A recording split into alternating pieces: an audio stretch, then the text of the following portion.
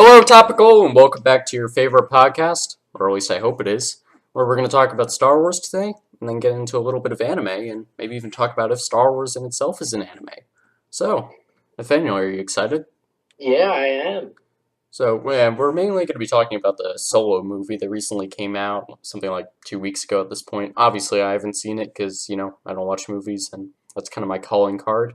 So, I'm going to have Nathaniel talk to me about it, summarize the plot, because I have no idea what it is, and I don't trust Wikipedia to do it justice. And yeah, we'll see how that goes. So, I guess we'll start with, well, here, Nathaniel, when you're reviewing things in your mind, do you like to give your impression or like your thumbs up, thumbs down at the beginning or the end?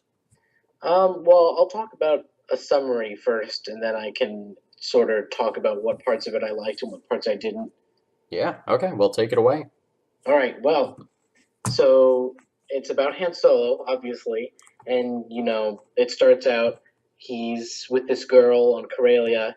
Um, I think it's Corellia. Yeah, it's Corellia, and there's this gang boss who runs Corellia basically, and everybody who's on the planet is stuck on the planet because they owe this boss something. And he and this girl are planning on an escape because they're tired of living, criminal lives basically. And the movie basically starts out with this big chase where he has ripped off a group of gangsters that tried to rip him off, and in turn incurred the wrath of this big time boss lady who's some kind of like lizard, like snake, underwater serpent eel thing. Any idea what species it is? No, I have no idea. Um, I don't even, yeah, I don't even remember her name because she's not important at all after this point in the movie. Okay. And so they basically what happens is they get to this imperial spaceport, and there's this funny little cameo in the background.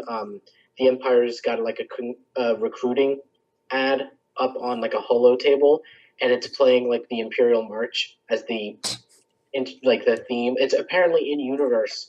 The Imperial March is the canonical national anthem of the Empire, so they had it playing in the background of that. Okay. And they almost escape, and then they catch up. The goons of this boss woman monster thing, and the Han Solo gets across the threshold into the past the checkpoint, the Imperial checkpoint, basically, and the girl doesn't escape. And so Han Solo has to leave her behind. I think her name's Quira. And so Han decides, as a last ditch effort, to escape because then now they're pursuing him as well. Rather than getting on a commercial liner, he joins the Imperial Air Force as a pilot. Except he doesn't wind up being assigned as a pilot. He winds up being assigned as an army grunt. And there's an immediate cutaway to him fighting on some planet somewhere, basically watching people around him die and stuff, and it's very gritty, this scene, and it's very specifically like World War I-esque. Ooh. Like the early Empire had some difficulty securing the different rebelling planets, I guess, early on in the Empire's existence. Had to build trenches then. Yeah, well, there was literal trench warfare. Like it was basically World War I, but with laser fire instead, and Okay. AT-AT walkers and stuff like that. And so there's this guy. Shoot, what's his name? Well, he is the leader of this small crew, and they've infiltrated the Imperial Navy to secure this transport that's carrying hyperspace fuel. And Han Solo overhears them and is like, "Hey, I want in," and they say, "No way," and they get him arrested by the Imperials because the Imperials trust the infiltrators more than they trust Han, because Han's just a grunt at this point.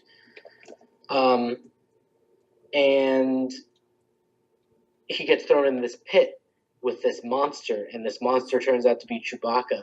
And Han Solo catches Chewbacca. Apparently, he's been starved, and so he's been fed people Oh. to eat. and so Han Solo is the next person that Chewbacca's going to eat, I guess.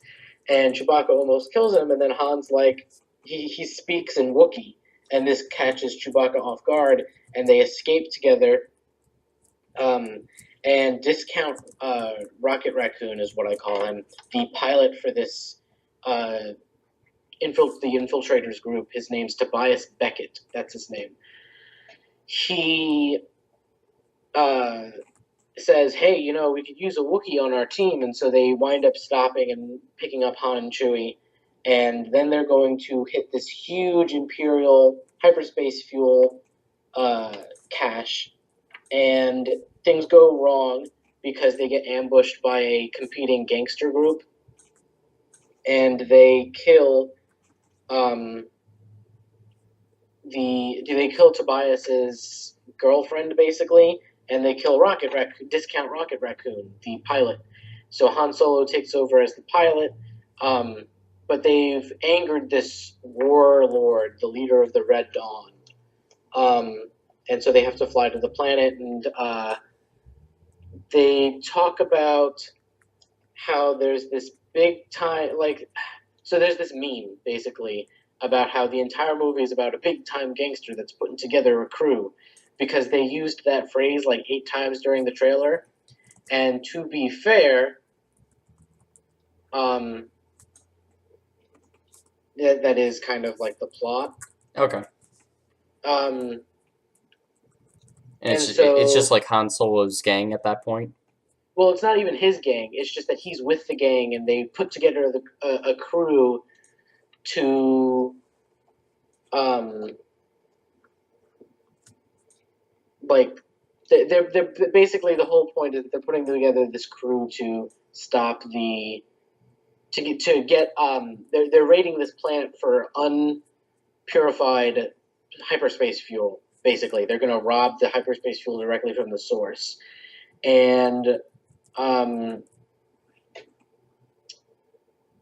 they basically, everything else is kind of irrelevant. They stop on some unknown planet to meet Lando, because Lando is this retired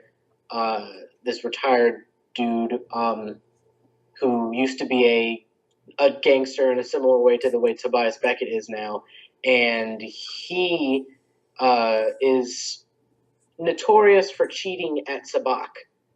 And Lando, Han, realizes that he's cheating, but still he fails to beat him at sabacc. But then Lando gets blackmailed into giving them the Millennium Falcon, basically, to borrow. And Lando goes on this trip with them. And Lando has this friend. She's a droid called L337, and she has the best navigational system in in the entire galaxy. And she's coming with them, but she has this personality that she's this. The best way I could describe it is she's an SJW for robots, and that she is really, really active in robot rights. Like you get introduced to her basically where she's breaking up a robot fight and saying, "You have to rise up against them because they're oppressing you, robots." And like the droids, they're gonk droids, so they don't really understand. But anyway, Lando and L337, Quira at this point you find out that she is the leader of the crime syndicate that they're now running this op for. It's called the Crimson Dawn, and their leaders, one of the big bosses is Dryden Vos, and she is his fiance kind of, and that's how she got off Corellia. But Dryden wants Quira to go with Han and Tobias and Chewie, because he wants her to make sure that they're successful, basically.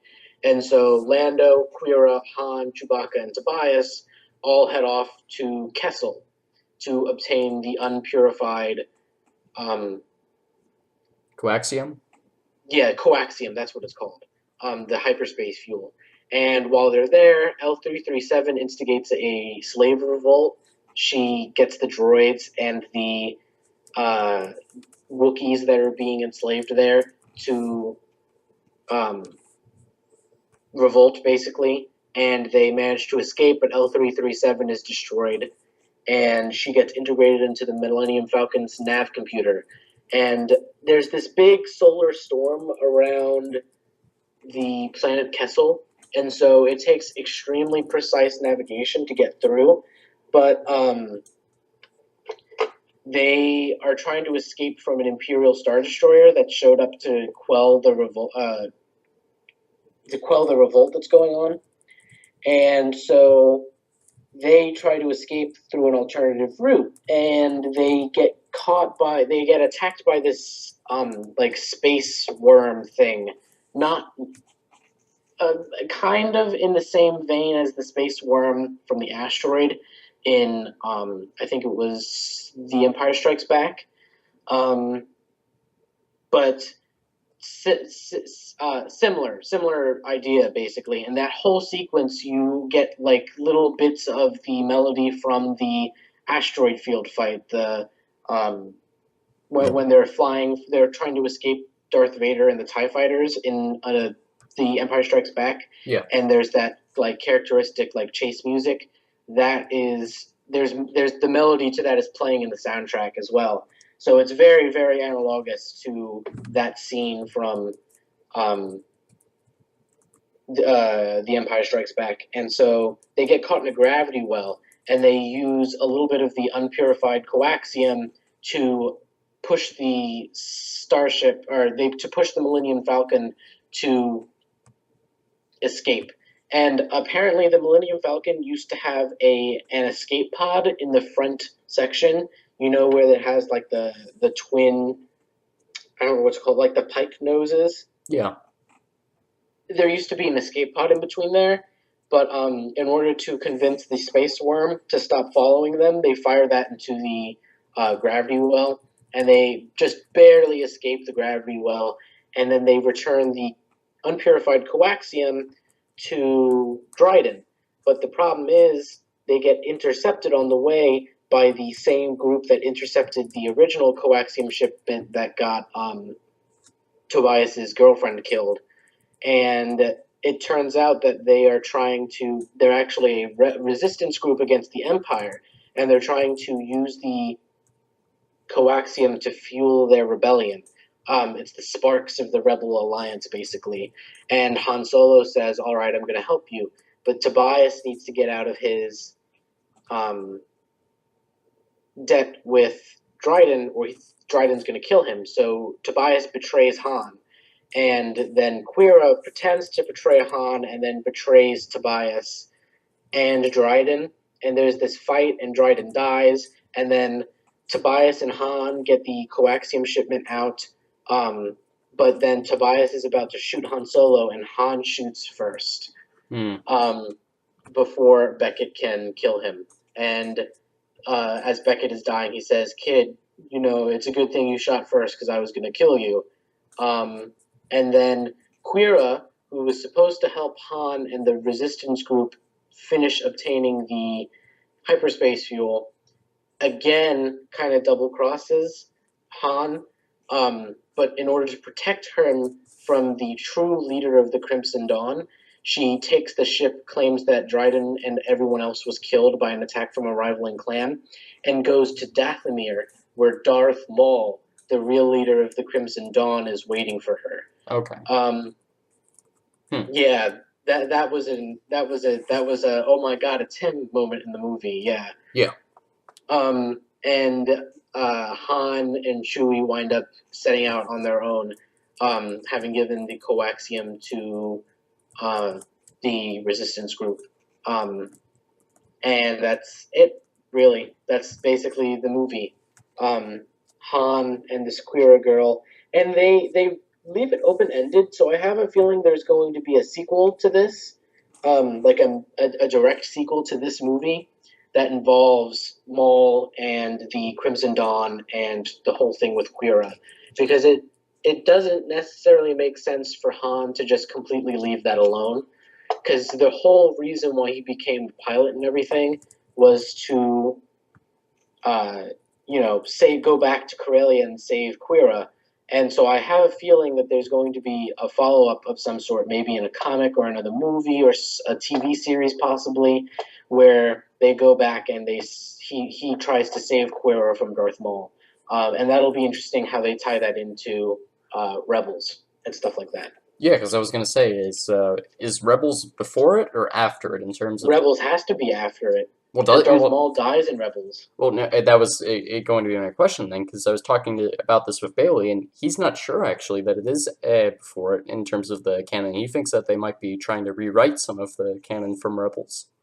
I doubt that. Disney has said that Rebels is still canon, and they're planning a sequel to Rebels as well. Hmm. Um, but yeah, I think Rebels is going to stay canon because it happens very, very, very close to the beginning of A New Hope, if I'm not mistaken. Or no, close to the beginning of Rogue One. Doesn't it end where Rogue One's supposed to begin? Well, the problem is Rebels takes place over like 5 to 10 years, and like Yeah, there are huge gaps in between the different but seasons. I don't think Darth Maul dies until the last season. No, that is true. So it could easily fit in terms of the canon. I just thought it'd be interesting if they were suddenly trying to rewrite some of it. Yeah, I don't think that. I think the problem is that they can't have Maul be alive in the background of the original trilogy Yeah, no, that would be weird. because it's almost certain that if Maul knew that the Empire was being defeated and that Palpatine had died, he would have made himself known. Yeah, which wouldn't entirely be a bad thing because they don't really have anything going on in between the sixth movie and the Almost seventh. definitely. But yeah, So like basically the ruler of Mandalore for a while. Then he gets kidnapped by Darth Sidious again, and then somehow winds up as the leader of the Crimson Dawn with Dathomir as a home base, and then somehow winds up on his own again and is able to take Ezra in Rebels on as a wingman. And I really really don't know. yeah, I don't know how he came to be leader of the Crimson Dawn and escaped from Palpatine because there's no way Palpatine was going to let him like escape and do his own thing. So he had to have escaped from Palpatine somehow. Um, he still has his metal legs in Solo, and I don't know how I'm guessing him losing status as the leader of the Crimson Dawn probably has something to do with Quira and Han. Probably. yeah, that would make sense. So was that whole venture through whatever the space mess that you were talking about? Was that like in the Clone Wars series? I believe it was episode 3 when they were trying to track down the Malevolence and beat it out, and like they had to go through like that entire sea of like the nebula, and like there were all those animals flying around, and like No, because it was like a literal storm. Like it looked like a lightning storm, and it's called. That's what the Kessel Run is the run through those solar storms surrounding Kessel. Um, and and at the just as a quick note, at the end he plays Lando in Sabacc, and he cheats this time and defeats Lando and wins the Falcon. But that's kind of like a known thing that he does. Um, okay, but yeah. so And, that sorry. I'm reading the Wikipedia article as well right now, and they even mention the fact that at the end, Han Solo, again, for the second time in the movie, says there's a big shot gangster on Tatooine, and he's putting together a crew for a smuggling operation, and that's how he becomes indebted to Jabba, I guess. But yeah, I'm not sure where all of this links together. I feel like they set up too many loose ends that if they don't tie up, they're going to leave people disappointed. Yeah, well then that seems like it's the room for the sequel, but so I'm looking at the Kessel Run right now on Wikipedia, and it was what I thought. So like, were they going through the Maw, if you know what that is, or is it just like I I think I recall that being said. I think I can recall that phrase. okay? Then that obviously sets up Han Solo to be some incredible pilot or something. But what do you think about that in movies when like they try and build up something that this seems like completely unbeatable, and then like the hero beats it all of a sudden? Like, do you think that takes the it, it I mean takes that like that was something that was established in the original, that was something that was established in the original movie, is that he did the Kessel Run in less than Yes. 12 parsecs. Um, I mean, like the thing with the Maw is it's supposed to be like completely impossible to get through, and it's supposed to be the I don't know how much you've read into the EU, but like it's supposed to be the home of Abeloth, who's the mother within like the trio from the Mortis series in Star Wars: The Clone Wars, where obviously you have the father and the son and the daughter, and then Abeloth, the mother, was supposed to I be. don't I don't know. There was some kind of weird space creature thing. Um, Hmm. I don't know. Maybe that was her, but like she's just supposed to be the embodiment of evil, and there's a bunch of comics, obviously from the EU, where like, oh, we're gonna go and get into the Maw and take her down, and then obviously they fail over and over again, and like she's just supposed to be like a sleeping giant, so I doubt that she would actually be doing much with it. But I know Centerpoint Station, which I think is from the Old Republic series, is within the Maw. Was that something that was explored at all in the movie? oh, okay. So from what I can tell, I think the Maw was retconned as the gravity well that tries to suck Han Solo in, but they escaped from it. Hmm. Was it like a big gravity well? Because like, Yes, it was large enough that it's consumed the entire gigantic space creature. okay, because like the Maw is supposed to be like a couple parsecs wide in itself. Like it's not some black hole. It's like a gigantic thing. But I don't know if it was several parsecs large. I think it was retconned. I don't think the maw and stuff is a thing. They may be trying to dance away from the whole Mortis thing being canonical. hmm, yeah, probably. Okay, well that's interesting. Let's see what else is there. So did it really feel like a crime drama in terms of how they were playing up the whole smuggling operation, or did it just feel like some Disney one? I mean, people said like it felt like the synopsis that people give, where it's like, um oh yeah, it's a big time gangster putting together the crew. It did not feel like a classic. I mean, there are some scenes that are definitely like, oh wow, classic crime fighting, or not crime fighting, like classic heist scenes. Like there's this scene in the beginning of the movie where they're in a land speeder type thing, and they're trying to outrun another land speeder. There's literally a street chase.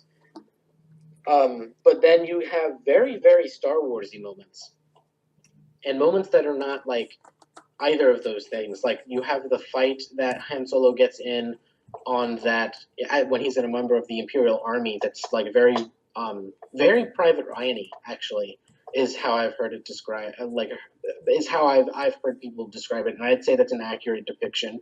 It felt a lot like Private Ryan, Saving Private Ryan. Okay, Um, so and then you have the scene where they're escaping the storm around Kessel. They're doing the Kessel Run, and that scene is very classic Star Wars. Like it's so classic that it's borderline copying Star Wars, like the original movie, but it's done in a way that feels. It makes it seem like the ease with Han Solo. You realize that the ease with which Han Solo completed that asteroid field run, like he wasn't having problems at all navigating the asteroid field, and you understand now why he didn't have any problems. Why he's such a good pilot is because he's gone through basically the same experience before. And like I said, they have this great moment where um, the melody from the asteroid field run come up for about 30 seconds. And it's this awesome moment where we were like, this is Star Wars. This is what Rogue One was missing, is this soundtrack, which is excellent. okay, so sorry, I got distracted, but because I'm looking at the Hoth asteroid field now, I'm trying to see if where it is in the galaxy, but it looks like it's in the outer rim, nowhere near Corellia or Kessel. So, in terms of L3, so I know a complaint that a lot of people have lodged against Disney in some recent Star Wars movies has been it being too liberal in its portrayal of characters and like how they all have like a cause and like they go a bit heavy on like the SJW material, and obviously L3 would be representing it. Did you feel like it was too heavy-handed, or do you think they handled it well? L3 was a shit character. Okay. That's all there is. Like, and now I'm not even like, even from a pure non-political standpoint, she did not accomplish the goal that Disney set out to accomplish with her. She was supposed to be a like progressive, rights heavy, stereotypical woman's woman, fight for rights kind of girl. And she just utterly failed in that. She was a joke. She was played as a joke. She had no redeeming qualities at all, basically. Um, she was like whiny. She was an awful character, and not even just because like I think the things that she's supporting are so. Just to clarify, I do not agree with SJWs because they're extremists. They're on the far end of a spectrum that I think, and I think that the correct answer almost to most political situations is not either extreme but somewhere in the middle. Yeah. So like you have the people who despise SJWs but then also turn around and call people snowflakes and stuff like that, and they are just as bad as the SJWs, and I think both of them cause damage to the actual causes that they're trying to fight for. And L337 is no different in that she, as a character, she pretty much makes the causes that she's trying to embody look like a joke. Um, Two ways they could have made her better is if they just made her less blatantly like an SJ, like stereotypical SJW, or and like made her less forced. Like maybe she's just really passionate about the situation, but she doesn't have to have this like sassy like I reject authority because authority is inherently misogynistic or something Hmm. kind of attitude. Yeah, we all know those people. Yeah. And then it's one of those people who's like, if you presume to have any make a suggestion towards me, you're imposing on my freedom and my rights kind of person. Yeah. That's how her character is, and it's awful. Okay. Or they could have turned it around and really focused on her aspect as comic relief almost, and they could have made her like some kind of like communist Lenin robot, like a female Lenin kind of thing, where she's like, "Rise up, robots! Rise up against the oppressors!" like kind of thing. If they'd really gone heavy with the whole she's comic relief thing instead of just kind of half-assing it and saying she's kind of there for the emotional thing and she's kind of there for the laughs. Basically, it seems like they were too concerned with the SJWs are going to want someone like her, but the people who hate SJWs are going to hate her. So we'll make it seem like from both perspectives, from one perspective she'll look like she's a joke, and from the other perspective she'll look like she's supporting SJWs. But the end result was that to the people who hate SJWs, she looks like an SJW, and the people who support SJWs, she looks like a joke. It like did the exact opposite of what it intended. What she as a character was intending to do. And they also made like a bunch of unsubstantiated claims about her, like she's the first female robot in Star Wars, which is completely false. In fact, the first female robot in Star Wars was an R2 unit that was designed as a part of a Make-A-Wish Foundation project, where there was this young girl who was dying of cancer, and she said, the one thing I want is a droid of my own, like that's a droid character that I can play in Star Wars. And so she had a pink R2 unit named after her. And you can see it in the background of A New Hope, I think, and then also in the background of The Force Awakens. And she has a comic centered around her. So that's the first quote-unquote female droid. And then the second was a day spa worker in the Clone Wars series in the episode where R2-D2 goes to a spa. I don't remember that episode, but Yeah, because it's a forgettable episode. But yeah, there are definitely other female droids. There's also a female bartender in Solo. So it's like there have been other female droids before, and they made claims that she was the first of her kind. and that's wrong. Okay, so that all makes sense. So in terms of like the actual causes that she was fighting for, were they just completely denigrated in how she was portraying them, or did they come off as reasonable? And now I'm just realizing that some people may not know what SJW means. That's social justice warrior, and it's supposed to be just ultra liberal. Usually women who are fighting for your feminist rights or just the rights of everybody, and they don't really listen to others' opinions on the different stances that they take. So that's what we mean by when we're describing L3. But as someone that's interested in computer science, obviously you've heard of the whole discussion around robots' rights. And do you think this did more damage to the idea around those, or at least brought attention to the issue that's going to be coming up later? It just straight up didn't do anything. Like that's how awful her character is. Like they're like, oh, okay, robot rights. She starts a robot rebellion, fun, and that's it. Like Hmm. there's no deep analysis. Like, I mean, the biggest characterization that she gets is after she's dead, and Lando kind of breaks down at the fact that she's been destroyed. And then he integrates her into the Millennium Falcon, basically finalizing her destruction. Um, and there is a moment that's kind of disturbing, actually, because here's this comic relief character, and as she's dying, she survives a little bit. Like she gets shot up and she dies on the Millennium Falcon as they're flying away. But she says, "Oh my God, what's happening to me? I don't want to go out." Oh, Basically, and it's like that's like horrifying. yeah, no, That's like, that's oh like my God. that's one of the biggest fears that people have when robots get AI is like you want to turn it off, and the robot's like, no, wait, don't turn me off. Yeah, like how levels of oh my God, yeah, I can't do that. I can't do that, Dan, kind of thing. Um, like that was like I just had this moment in that movie where it was like that is not whoa there, like that no. That is the most characterization that she gets. That was like mildly horrifying. Yeah, no, Um, definitely.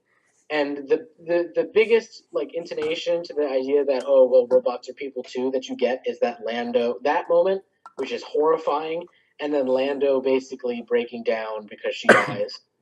Like he gets shot up, like he gets shot like 3 times trying to get her body off of the battlefield. Um, and then Han has to Ooh, carry him in sorry about that. with L3. That's the biggest characterization that she gets basically. Um, and it doesn't really even address the issue of robot rights. Like there's this underlying idea that yes, robots are sentient, sapient creatures as well, even if they emulate sapience. Like it doesn't really even touch on the debate. It just tries to make you feel a human emotion for the character. Um, but it doesn't address like robot rights at all. Basically, after she dies, that's the last you basically hear about it. And speaking of SJWs, and this is this kind of over the top style that SJWs have. There is this article on Huffington Post that talks about how um, Han Solo basically the demeans the cause of women, because L3 is an analog to the cause of women, is what this article claims. Hmm. And then L3 gets integrated into the Millennium Falcon's nav computer. So they're like, you just dehumanized her, ripped her soul out of her body, and tied it to basically forced it to slave away for your navigational needs for the rest of eternity. And it's a metaphor for how men have stolen women's souls and stuff. And a dude wrote Okay. this too. That's the Oh funny thing. wow. Okay, that's Yeah, interesting. and I'm just like this. Why is this a thing? I mean, But everything's a metaphor if you want to make it one. yeah, I think it was just plot convenience. In fact, that's exactly what it was. But yeah, her character is trash, and she's really the only detractor to the entire movie. And she's not even that big of one to be perfectly honest. She's just so blaringly awful that you can kind of ignore it.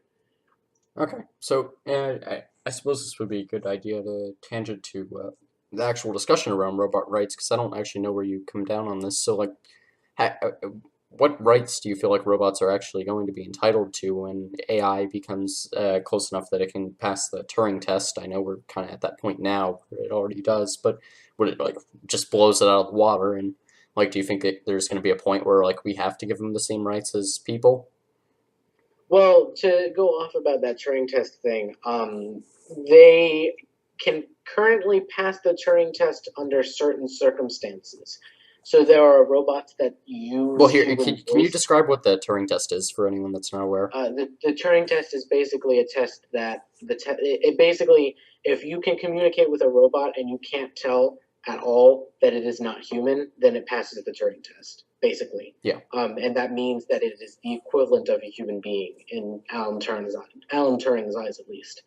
Um, so the point there and the fundamental, you know, the fundamental aspect of the Turing test is that even if a robot can merely emulate the human persona to such a perfect degree that it's indistinguishable from it, then it doesn't matter that it's a replication because in order for it to perfectly replicate the human experience and pass the Turing test, it has to actually feel the human experience and therefore deserves the same rights as a human.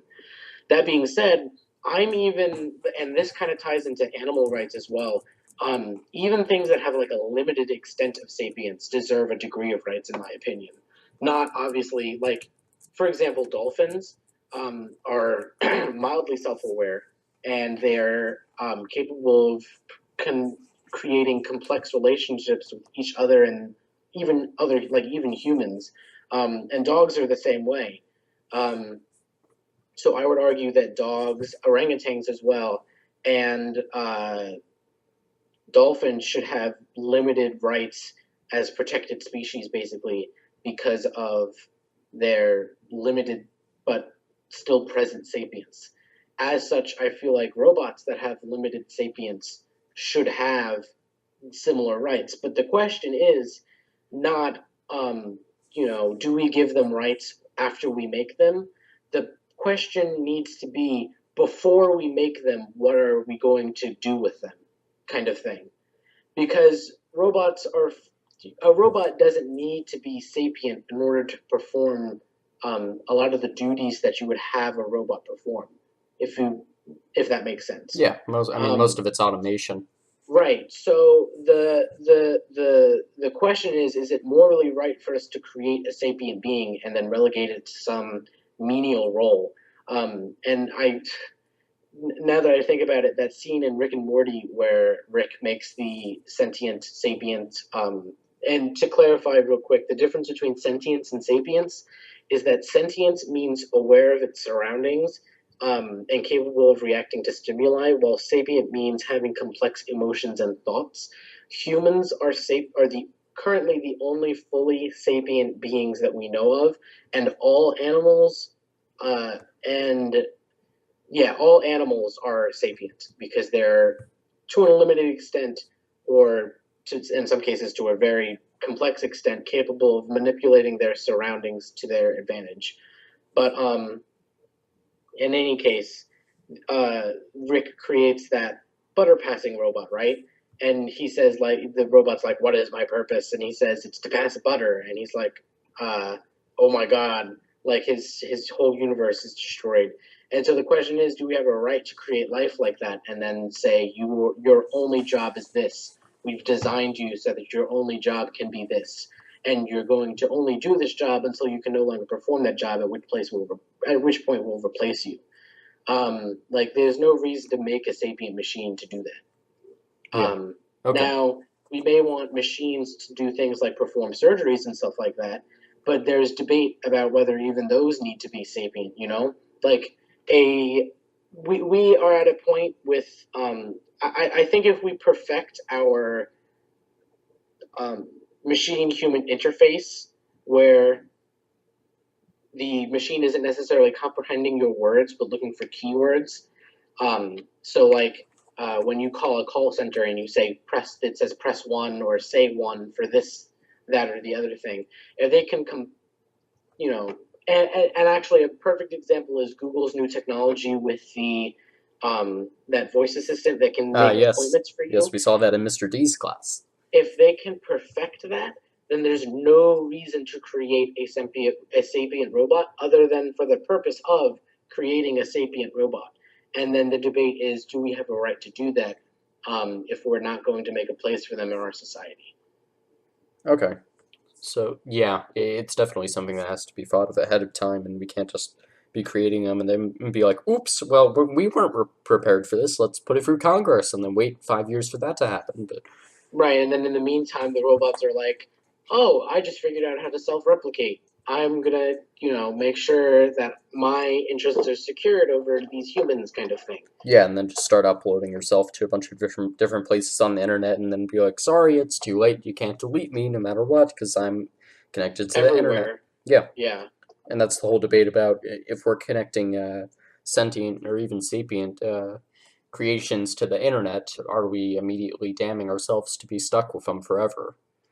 Because Right, because like if they find out that they're gonna be deleted, they're not gonna just be like, okay, unless, and this is another thing, unless we put a kill switch in them, that they fundamentally can't like access, like hardware or something, that they fundamentally make sure that there's always a way to turn them off, which is possible.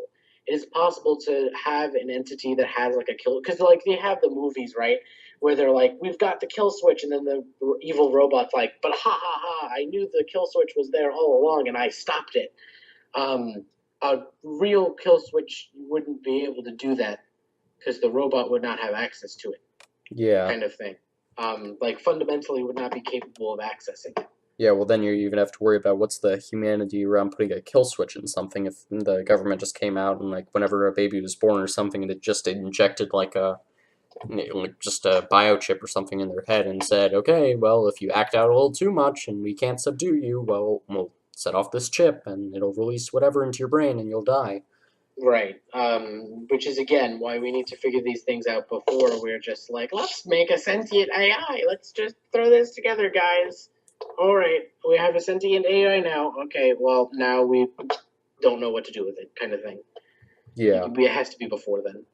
No, and we're definitely not prepared to deal with the whole glass box around that, where you have to just completely seclude it from the internet. I mean, I know a lot of AI right now that they're using for machine learning. They train it off of the internet, and Yeah. that can be a very dangerous thing. And right now, I don't think they're prepared at all to deal with the repercussions. I think a lot of automation engineers are just like, "Hey, let's push this technology forward as fast as possible, and then we'll deal with it when we get there."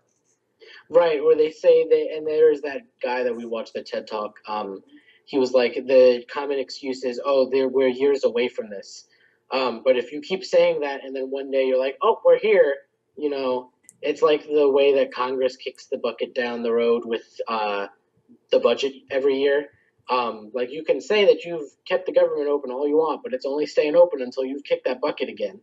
Um, and if you fail to kick that bucket down the road again, or you reach the end of the road, then what? Kind of thing. Yeah, and it's not even a problem of them realizing suddenly that, oh wait, we're here. It's that because you're saying over and over that like you'll get there when you get there, you never think you're there. So like even when you reach that point, you're like, no, we're not there yet. We can't do this incredible thing, or oh, they can't walk by themselves and perfectly mimic humans like in Terminator or something, or oh no, they can't completely replace every single job yet. They can only replace this subset of jobs, and like you just keep raising the standard over and over and over, and then before you even realize it, you've lost your own job, and then suddenly humans are completely replaceable. Right. There's been a lot of debate about as well that if we were to, and this is a tangent a bit, speaking of replacing humans, like if we get to a point where all of our jobs can be performed by robots for us, what then becomes the purpose of humanity? You know, Yeah, um, and that's the point where if the robots realize humans are extras now, um, that's when we're in a situation that could be potentially dangerous. So it's possible that we could discover, just theoretically or in practice, that humans will always have to perform jobs of some description because if humans don't do it, then they become inconsequential to existence, basically. yeah, and that's what I'm always trying to tell people is that we need to think of a different economic system than capitalism, because once you're out of scarcity, and like you don't have to worry about supply being produced, and you don't have to worry about like just making things because like everything is already in such abundance, then like it's not a concern. Obviously, that would set Right. up a situation of just mass inflation and everything collapses. So I'm a big believer in that. Like we need a new economic system, and that's something I really want to have Yash back on for because he's fascinated by economics, and I'm curious to see what he thinks about like what the economy will look like in 50 years, 100 years. But obviously, the problem is always you can't predict what an economy will look like. Yeah, even the best economists in the world, every day they're like, "Ooh, the economy's about to collapse," and like they all actually believe that. It's not like some crap that's just on the internet and be like, "Ooh, conspiracy." No, like they actually think the economy is going to collapse because like it goes back to that thing I was saying about you can make a metaphor out of anything, like because the economy and like the world in itself is so probability based. There's a chance that anything can happen from anything, and that also goes back to something I was talking about with Bishan and Reed last week about unlimited determinism and the fact that if you can draw a line between any two things out there, like how are you able to figure out which path is even true? Because even the most likely path isn't necessarily going to happen at all. You can just get a bunch of atoms that randomly happen to collide, and then oh shoot, that leads to a huge chain of events. And this path that was only 20% likely happens, and up there's an asteroid, and it just it's a very weird thing, and like that's why it's so important to try and collect as much information as possible so you can best assess situations. But even then, it is a bit of a hopeless cause, and that gets into the nihilism of it. Yeah, I definitely agree with you with the economic system thing. Like, it's very clear that our economy is becoming, and I'm a little concerned because it almost seems like we're moving towards the economy being like existing for its own sake. Yeah, Because you have a lot of jobs where like the economy is set up in a way where you can make money off of having money, and so it's this kind of like self-perpetuating cycle almost that kind of goes nowhere. And so then suddenly you're like, well, when resources no longer become scarce and stuff like that, it's almost like if our economic system were just to evolve, I almost feel like it would just be gambling. Like well, literally all you would do is gamble. why do you say um, that? and that would be how you exchange money for goods and stuff like that, because you would just be like, all right, well, the market, quote unquote, is doing this, so I'll invest in shares of this company and then give the shares to someone as payment, almost like it's very weird. And I do agree that I think a lot of people are under the illusion that our economy will just suddenly become on a macro scale. Because, like in the Star Wars universe, there's scarcity of resources, but also the Star Wars universe is not a feasible thing to exist. Like, there's no such thing as hyperspace. Yeah, Um, well, not yet, but yes. no, theoretically, there's no such thing as like hyperspace or anything like that. And We don't know exactly how interdimensional travel works. Like, it's not a debatable thing in physics right now that like right, there are a right, lot right, more dimensions that we know about, and we may or may not be able to interact with them. But yes, right. in For all conventional, intents and purposes, it's useless to us now because we yes, don't have that yes, technology. Um, and to be honest, I think that there will be like a transitionary period where suddenly we have this huge abundance of resources and the economy collapses. But eventually, once we start mining these other worlds and start spreading to other worlds, the problem will not necessarily be scarcity, but the logistics and cost of transporting those materials from planet to planet to planet. Because I think the issue will be the formative years, where oh we're yeah, only on one or absolutely, two planets, but one of those planets is ridiculously rich in resources that can sustain the other planet, basically. Where the economy will not be able to deal with, because the economy will not have reached like a macro scale yet. It will be a micro economy dealing with macro levels of resources, and the micro here being one planet, and the macro being the entire galaxy, basically, or the accessible universe via space travel and colonization.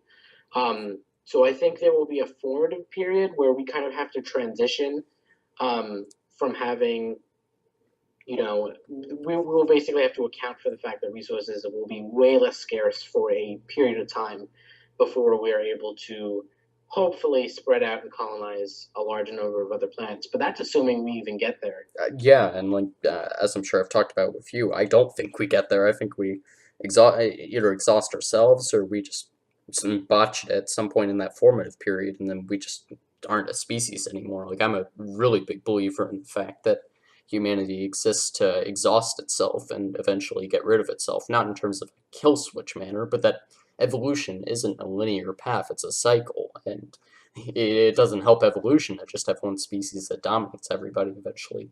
It should be set up that that species eventually, just based on the mechanisms that got it to its great heights, it'll eventually bring it down. I think that's something that you see always in like the arts or like the sciences, where like if you just look at a something like a classic Greek tragedy, and like you see, can't think of one off the top of my head, but I'm sure you could come up with many examples of just hubris of the main character. He rises up and he gets to a position of power, and he's a great person. Maybe think of someone like Napoleon in the classical sense, where he's just some random person, and he eventually just, well, not some random person, he was obviously a royal at that point, but he's just some random royal, and then he rises up and he takes control of the entire country, and through his hubris he becomes an amazing person, and like admired by everyone in France and all of Western Europe, conquers everything, and then through his hubris he makes mistakes, and he believes in his own power too much, and eventually he brings it all to its knees and loses everything. And I think that's how humans are going to go. They're going to get to a point of hubris, and I think we're long past that point. If you just look at countries like America, where we have like a strong sense of national identity, and we believe we're like the greatest country on the face of the earth, or like the greatest that's ever existed. I mean, that's hubris right there. And based on that, all the other countries in the world begin to resent you. And I'm not saying all the other countries rise up to attack you, but I'm saying what happens when America goes down a peg, and what happens when it becomes a fallen empire. Because I've talked about this with Mr. B a lot, and he definitely agrees with me on the fact that America is a collapsing empire right now, and it has all the signs of it. And even if you just want to look at it as an analogy to the Roman Empire, I think it's clear. You see economic inequality rising, as a shrinking of the middle class, of resources, and just overwhelming luxury dominating how everything is done, and the entertainment sector being the dominant force in the economy. And eventually it just collapses, and some other country rises up to take its place. But my concern is, I don't think the U.S. and especially the government is willing to accept a situation where it takes a step back. I think that it wants to fight for its spot, and I think right now you can see a lot of evidence that the U.S. is trying to base its economy around its military presence, and just create a system where it self-perpetuates itself based on wars, and just creating military technology, and bringing personnel into it by having the biggest military in the world, and just creating arms over and over and over again, just creating use for them.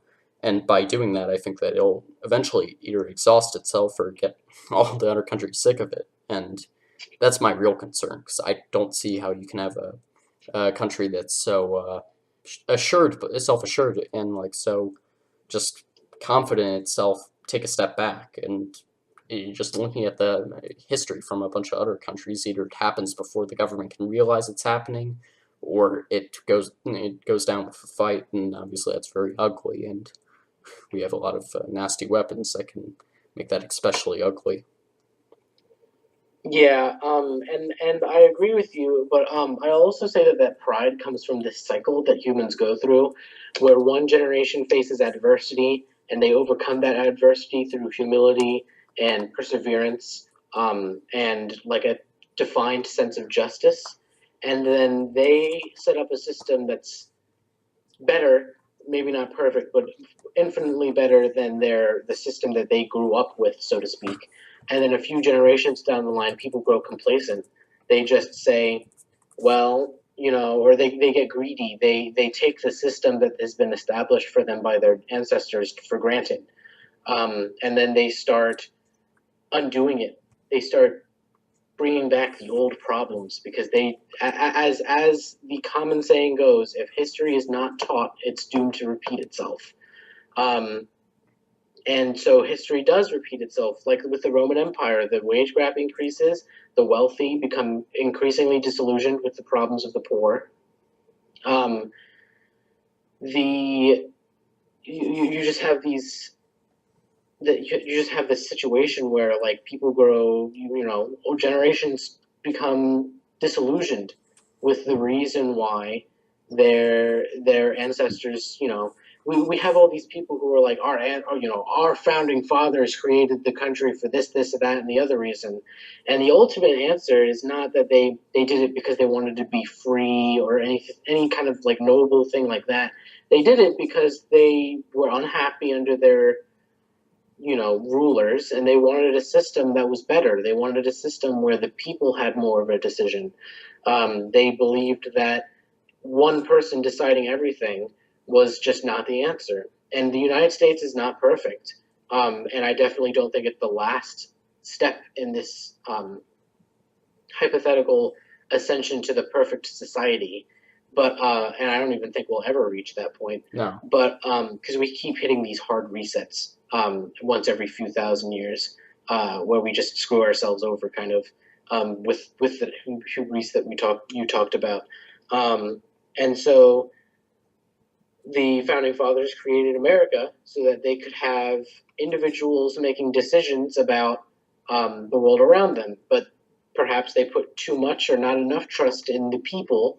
And now we're in the situation where the system that we use to elect those people who represent us and are supposed to make those enlightened decisions for us, they are more governed by greed and profit than they are by a sense of justice and a desire to create lasting change in the world. Um, and you see this in everyone. A lot of people like to claim that their side doesn't express this, but like I'll give you a good example. Like a lot of people will say, like, "Oh, well, Republicans they get paid off by the NRA," but I'll give you a good example of a Democrat who does the same thing. Well, for starters, Paul Manafort, he was a Democrat and he did the same thing. He just got busted for serious fraud.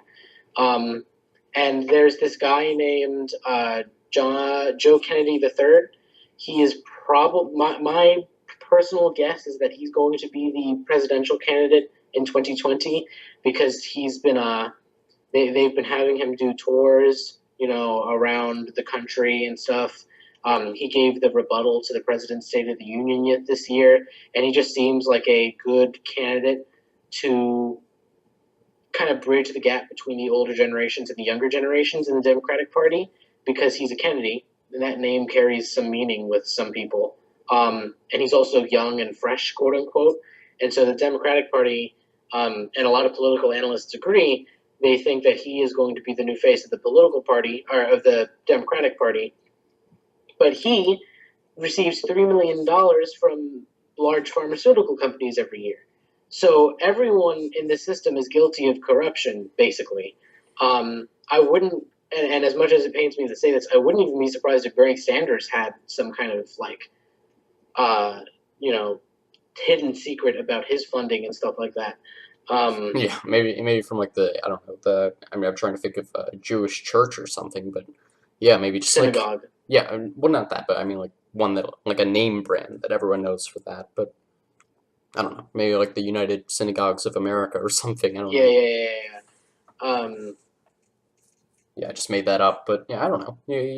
Like everyone has to feed themselves, I guess. And yeah, one of the big problems is once you have a taste of money, all you want is you want to get more and more and more of it, and just it becomes a self-perpetuating cycle where you just either you just embark on like an unlimited quest to make yourself more powerful until you exhaust yourself, or eventually you've become a little more self-enlightened and you just accept what you have at that point. But obviously, that's a lot less likely to happen.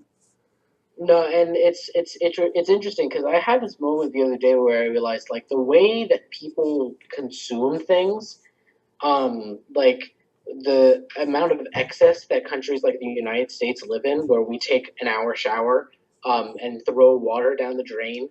That there are people like in our neighborhoods who don't have running water and stuff like that.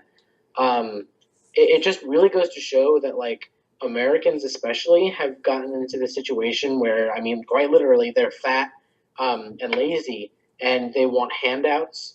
Like you have people who go out on unemployment and stuff like that, and like I was reading this Reddit thread about how it's very common for people who are on unemployment to botch job interviews purposefully that they had a really good chance of getting, specifically because they want to continue not working and collecting unemployment. Um, And so you have this situation where there are people who want handouts because they don't want to work. There are people who need handouts because they can't work, or they're not educated and they don't have the money to get the education to go to work. Um, and then you have these rich people who live in such disgusting excess that it's literally impossible for there to be for it to be distributed. Like it's literally impossible for everybody in the United States to be a millionaire.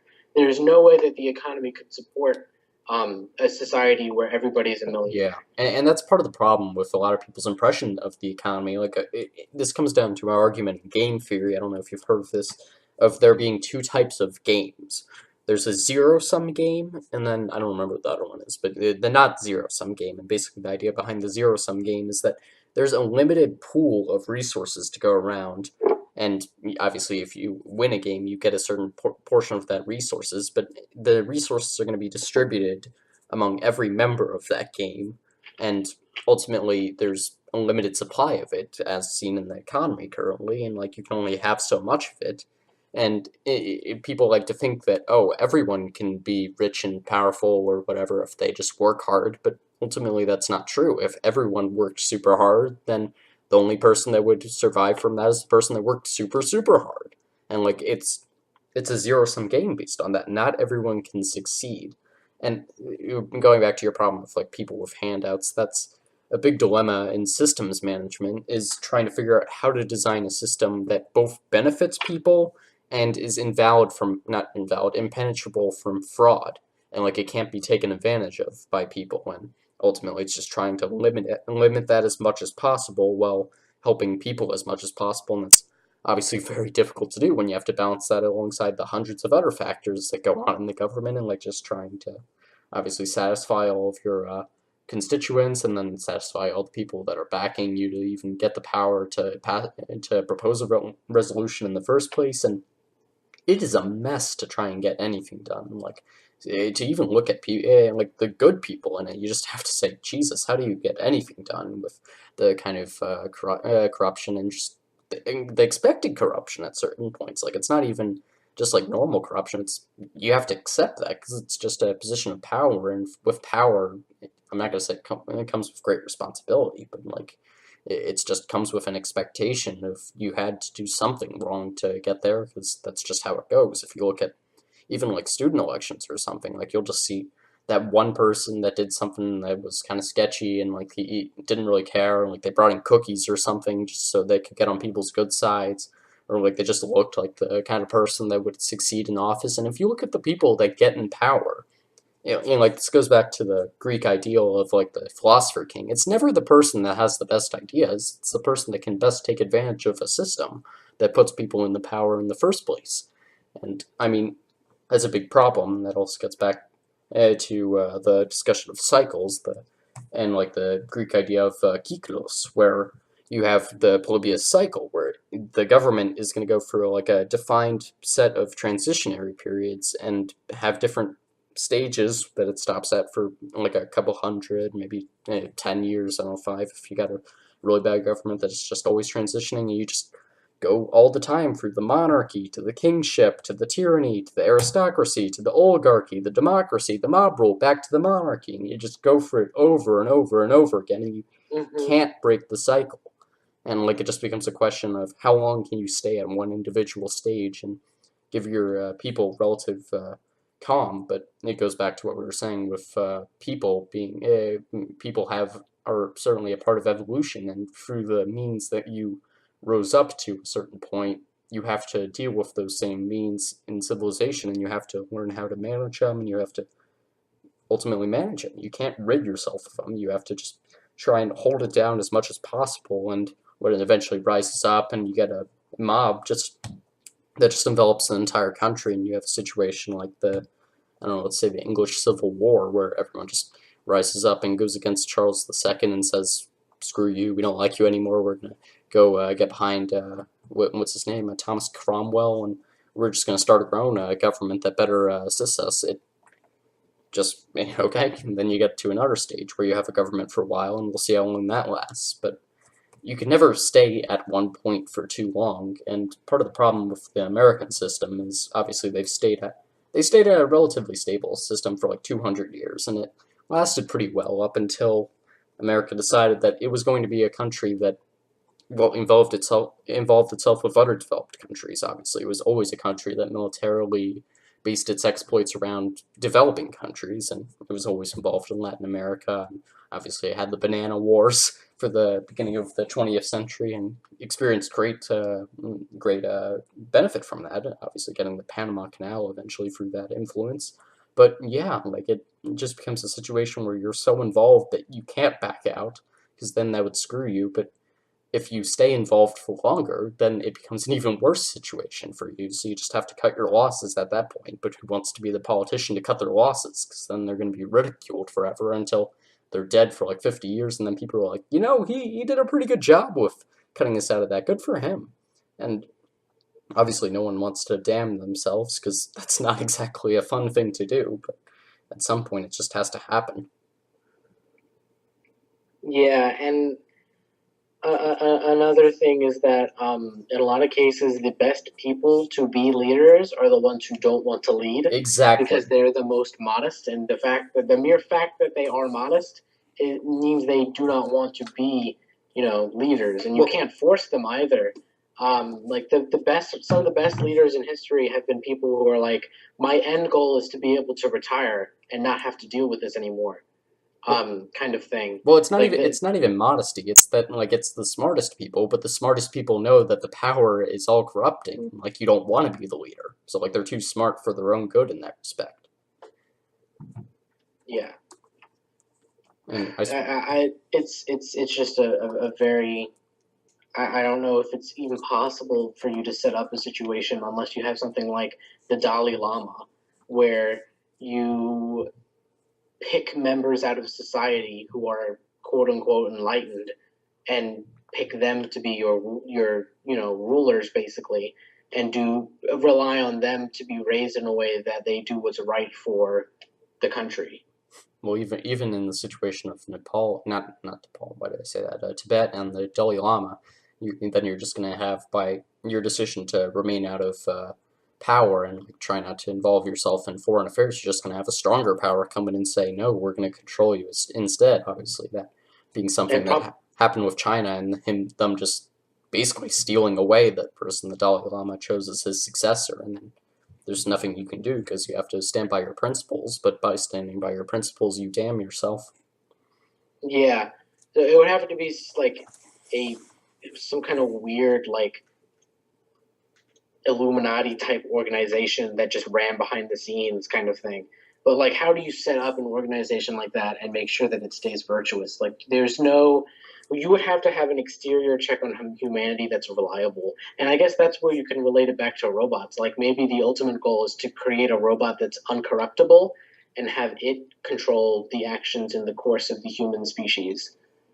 Well, I mean that's also part of the problem because is that robot going to have any desire to do a good job then? Because that's what I'm talking about with human desire, and that being what eventually it just ruins it for everyone. Is that by wanting to improve situations, you buy into the promise of improving it further through just removing another freedom and saying, well, this will help the people. It'll just make it look a little sketchy to them, and it, I, okay, so it also brings up the Faustian bargain in that sense. I don't know if you've heard of this, where Faust was a German. Well, obviously it's just a book. He wasn't a real person, probably, but the idea of Faust was a philosopher, and all Faust wanted was to understand the world better and have a little more knowledge.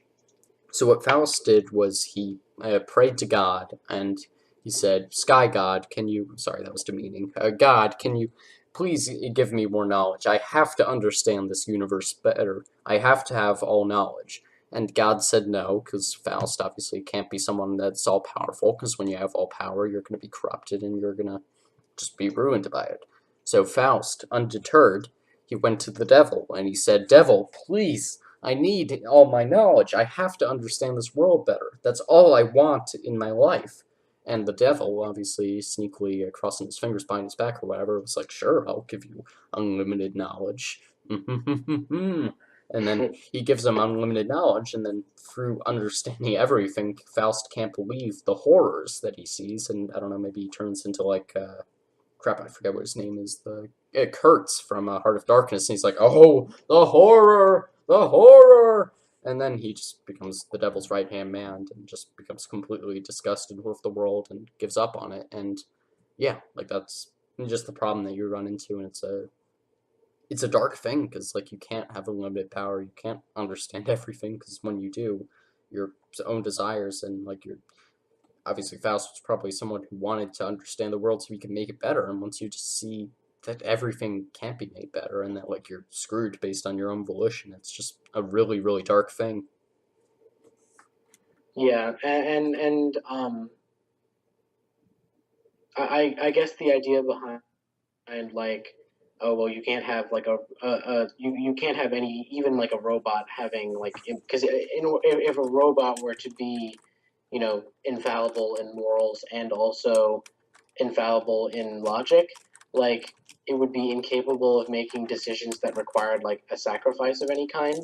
You know what I mean? Yeah. Um, but that actually brings us into a there's an anime that I've seen called Neon Genesis Evangelion, and they have this huge crisis basically that 3, 2, 1. speaking of that the robots being leaders of humanity, there's this anime that I've been watching, or that I watched, called Neon Genesis Evangelion, and there's this huge crisis involving aliens. And to combat the crisis in the most efficient way possible, they developed this computer system called the Magi, and it's the three aspects of the human psyche that they determined are the most important, basically, and that's like logical thought, so pure, unfeeling logical thought, like if we don't do this, then this will happen, kind of thing. Empathetic thought, so like, oh, but you have to think like, oh, irrational thought, basically, like you have to think of the individual and stuff like that. Like in every action movie, there's the person who's like, you have to make sacrifices, and somebody's like, no, I'll save everyone, that kind of thing. And then I can't remember what the third computer is, but I think it's like the it's like basically the three aspects of the computer system is love, independent thought, like logical thought, and then something else that I guess is inconsequential. And the computers work in tandem to come up with the most balanced solution to every question possible, basically. Um, but I don't know if a computer system that does that perfectly exists. And regardless, in the show, one of the aspects of the computer system kind of rebels against the others. Um, like it takes over the network against the wishes of um, basically the love aspect takes over the other two computers to try and save this the leader of the organization that runs the Magi um, from being killed rather than letting him die. It's very odd.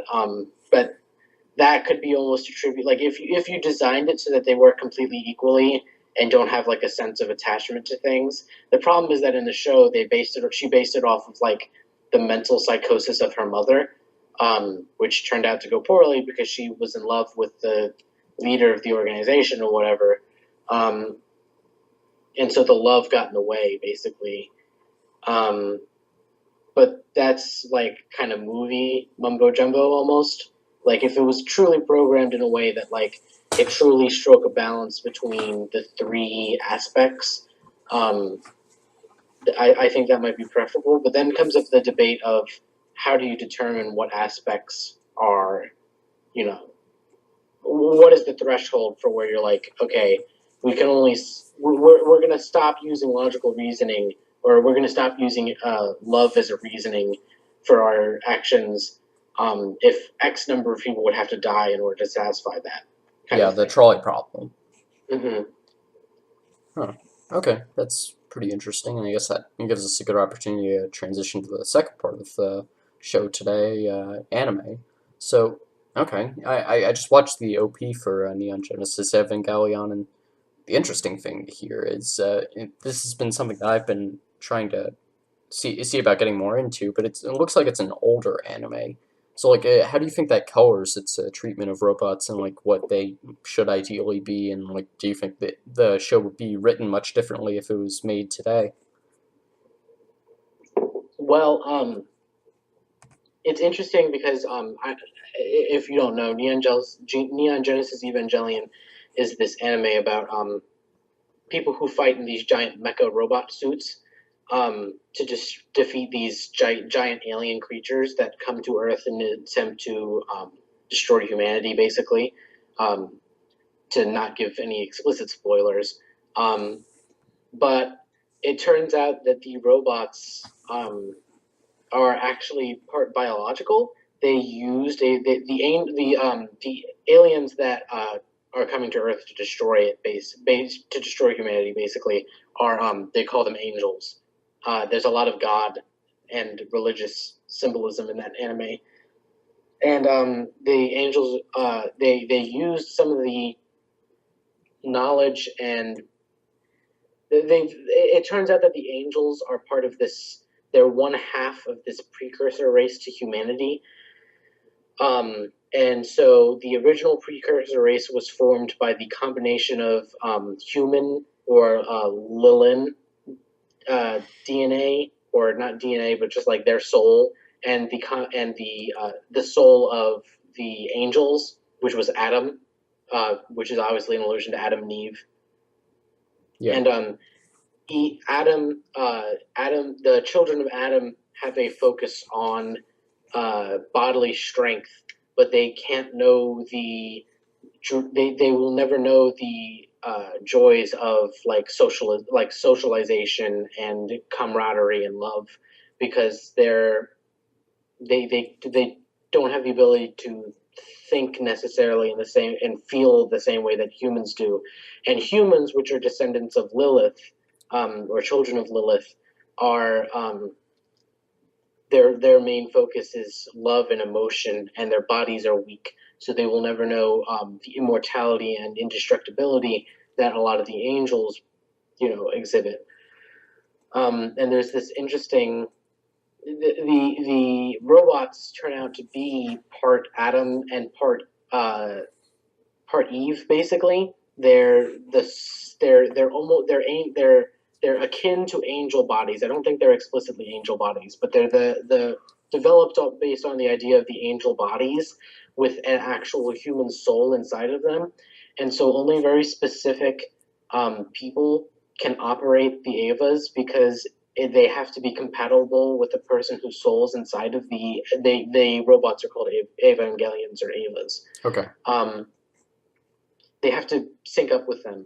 And so the main character of the anime, Shinji, he's able to sync up with his unit because the soul of his mother is inside of it. And there's another character called Ray. There are two characters that are actually the souls of the original Lilith and Adam combined in, or like they're in human bodies. So like there's the soul of Lilith in a human body, and her name's Ray. And it turns out that they can go through bodies, kind of like Emperor Palpatine does in Star Wars, the expanded universe. Yeah. And that if one body dies, the next body can come back, but it loses all the memories it gained during the time that it was in the other body. And then there's Adam, or there's what is his name? Hold on, let me look it up. Yeah. We'll just call him Nathaniel for now. Yeah, no, it's Kaworu. That's what it is. Kaworu. He is the soul of Adam in a human body, and that's important because like Adam's not supposed to understand the concept of love, because he's supposed to be the embodiment of like bodily strength, basically, like physicality. And there's this interesting subtext because Shinji is up until that point portrayed as like entirely straight, right? Yeah. And then Kaworu comes down and he's a guy, or in a guy's body at least. And he kind of falls in love with Shinji, and Shinji kind of falls in love with him. And it's obviously incredibly ambiguous because it's an old anime, and if you were to make things blatant, they probably would not have continued to sponsor it. But it's heavily implied enough that it's like it's obvious. Um, and it's like there's subtle hints, like there's this moment where Shinji's freaking out because Adam and Lilith finally join and become like the physical, like they basically become, they return to the precursor race's original state almost. And initially this precursor giant creature thing that erupts from this um, takes on the form of Rei, and Shinji freaks out, but then he takes on the form of Kaworu, and Shinji calms down and kind of there's this thing where people dissolve into the primordial goo of the universe. They call it LCL, and the whole plot of the anime is that secretly this organization that's fighting the angels is trying to discover the way to actually join with the angels and trigger this event that will destroy the world as they know it, but return people into this primordial soup that will allow them to permanently experience one another on a purely feeling level without any physical bodies or thought. Hmm. And ultimately, so the anime, and this is the weakness of this anime, is that the endings are all crap, and there's multiple. Oh, that The, sucks. the Like the first the songs are ending, like the actual ending. Like say you that know again. how like they usually refer to like the opening songs and concluding songs is like the opening and then the ending, or like the OP and the ED. Mm-hmm. Do you mean like the ending song, or like are you talking about the ending No, to the the ending show? song's fantastic. It's a rendition of "Fly Me to the Moon," and it's actually, that rendition has actually become one of my favorite songs. I found a little biplane that plays that song in a music box, and I have that in my room. I really like that song.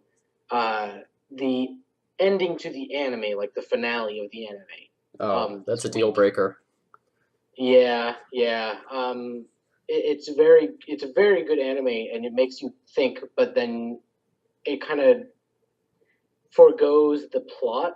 And then part of the problem is that you start out the anime and it's like you're invested in it for the characters, and then increasingly you have to get less and less involved with the characters, and you don't lose your involvement with the characters, but you're more interested in the philosophical the underlying philosophical points that it's bringing up, basically. But ultimately, it sacrifices those characters in order to make a philosophical point, and I think it kind of falls flat. There were ways to do it without making you feel like there's no finality. And originally, they said that the show was becoming too violent or too like existential for them to continue producing it. So the original ending is not the true ending. Um, it was like a really hashed together kind of recap episode almost, and that was the finale. Oh, And people for like years were really dissatisfied with it, and then they came back and they made a movie version that they split up into the final two episodes of the anime, replacing the original filler episodes, and it's called End of Evangelion, and it ends with the world being literally obliterated, and people are returning to their physical states, because Shinji is the person who gets to. Shinji is like the catalyst or the sacrifice that basically starts the whole process of them turning into the liquid stuff, and ascending to this state of pure feeling, or returning to it. And Shinji decides that it's better for people to be able to choose the way that they experience existence than for it to be forced on them. And Shinji and this other girl, Asuka, who he's had like weird coming of age kind of sexual issues with, he and she return finally from into their physical forms from the LCL, but the world's destroyed. There's destroyed body parts of the combined oversoul that kind of got created in the process of joining Adam and Lilith. They created this giant monster creature that like extended out of the earth, and like pieces of it are collapsed everywhere, and like it's literally like a hellscape. And the movie ends with him trying to choke Asuka to death, Oh, for some reason, Jesus. and then she wake because he thinks that she's like dead. Like he thinks that she's like passed out or something, and then she wakes up and just shoves him off and calls him pathetic, and that's the end of the anime. Oh, wow. Wow, that is really bad.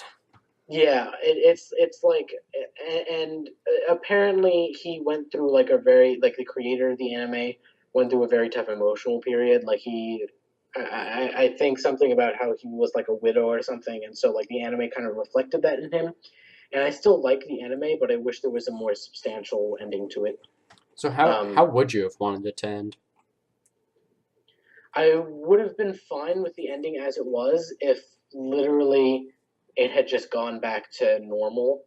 Like if everything had just returned to like if somehow the act that of Shinji saying that humanity needs to decide for itself restored the world to how it was before even the first kind of cataclysmic event that like the first before the angels arrived basically and kind of caused the cataclysm. If it kind of reset everything to back then and then like showed Shinji living like a happy life with his father and his mother. The the mother who died joining herself with the Ava, and the father who was like this cold and feeling person who is not a good father to his son. Basically, if it kind of reset like time and everything, and made it so that he got a fresh start. Because Shinji gets shat on for like the entire movie. Like you feel really bad for this kid, and his like nothing is restored. Like there's no closure. Um, and I mean, personally, I would also like to see him and Kaworu be like officially like a thing, because it's heavily implied that they're romantic with one another, and I also feel like in order for Shinji's life to be perfect, he kind of has to be with Kaworu, because after Kaworu dies, like Shinji's just a wreck for like the rest of the series, which may again be analogous to the writers. I think he was either divorced or widowed or something like that. That may be an allegory for it. Although to my knowledge, the writer is not gay or bisexual in any way. But yeah, the endings, and they have a movie reboot, and the movie reboot changes a lot. Um, it adds characters and stuff like that, and they haven't finished it, so we'll see how it ends. But I think the movie will be like a nice like side kind of canon. But I really wish there was a better ending to that series. Okay. And yeah, with it being like 20 years since the actual series came out, that definitely would be a problem, but huh, that's really never a good thing when a series has an unsatisfying conclusion. It really leaves a bad taste in your mouth. Yeah, because like it was such a work of art up until then, and then the ending is just kind of like existential in a self existential way, like existentialism for existentialism's sake, not so much for any kind of purpose or meaning. Yeah. Yeah, like it's Um, not actually trying to give a message, it's trying to act yeah, like it it's is. just you're just supposed to be like this is it's existentialism. Our life is meaningless kind of thing. Okay, well, yeah, there's no reason to do existentialism for the sake of it. That doesn't really Yeah. make any sense, and it's kind of just depressing, but Mhm. okay, well, that's definitely interesting. So, okay, I suppose now would be a good time then to get into a broader discussion on anime and like the either greater themes or just like the structure and like how it compares to what we're accustomed to in Western media, and then do a little comparison from there, and then maybe get into some of our favorites. Okay, so just in terms of so I mentioned this earlier, but like the discussion from here on out, I think we're going to refer to the opening and closing like music thing as like the OP and the ED, just so no one gets confused if we're talking about like openings and endings. So just be aware of that, everybody. But All right. I think that's one of the biggest things that's different from, aside from the art style, obviously, from what you can see in Japan and its animation and what you can see in American media and film and even American animation, is that the OP and the ED they really help you stick around to like different series, and like in a lot of ways they can clue you into like, hey, this is a series I want to watch, or like they really try and summarize the series and like tell something about the theme or like something that's going on in the given season. And I think they have such a huge role, and like especially when compared to something like Western media. Like I'm thinking of something like Big Bang Theory, let's say, where they have like some stupid 15-second pre-roll that I don't think many people enjoy, and like just becomes overgrading after a certain point. And when you look at like anime, I found myself like just listening or watching to like one of the OPs or EDs just because it is so good, and like like I've definitely noticed I will stick around with a series for like a bunch more episodes even if I'm not enjoying the series that much because the OP is that good, and like it just hooks you in again after you suffer through whatever boring part comes for like 20 minutes. Yeah, and you'll notice that a lot of when Western TV shows do have substantiated like openings, like just as a we off the cuff example, Seinfeld. That the opening to Seinfeld is iconic, right? And like people instantly recognize it. That fits the theme of the show so well, because it's this kind of like random tune and stuff like that. And I think that's something that Western animation really lacks. But also, it's because a lot of Westerners just don't have. They don't feel like sitting through a long Oh like yeah. because like some anime, it's like, oh wow, we're 4 minutes into the episode and the OP is not over. Wait, Okay. really? I've Um, never seen that. Like I've never seen one that goes more than like 90 seconds. well, no, because you have like the pre opening like Oh, I see. little dial like thing, and then you have the open like which is usually a recap from last episode, and then you have the opening, and that's like 5 minutes of a 30-minute block, and it's like, okay, well, I mean, it's and the funny thing is that that's still more content than Western animation tends to have, because Western animation tends to be 15 minutes long and that's it. Um, and like a lot of Western shows, like I think very purposely shorten their openings and stuff like that to very very short because they get very small times. Creators especially probably because they get very short time slots. Like there's the show that I watch called The Amazing World of Gumball, and it's a Western cartoon, and the opening is exponentially longer in like it's a minute and a half in other countries, but in the United States it's 10 seconds long.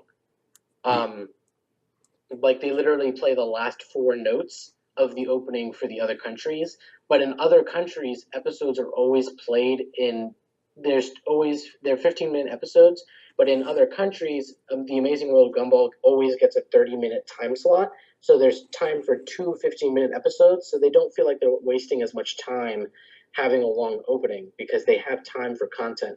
Whereas in the United States there's this culture of making, you know, get the next show in as quickly as possible, get as many shows shoved down people's throats as possible in a short period of time.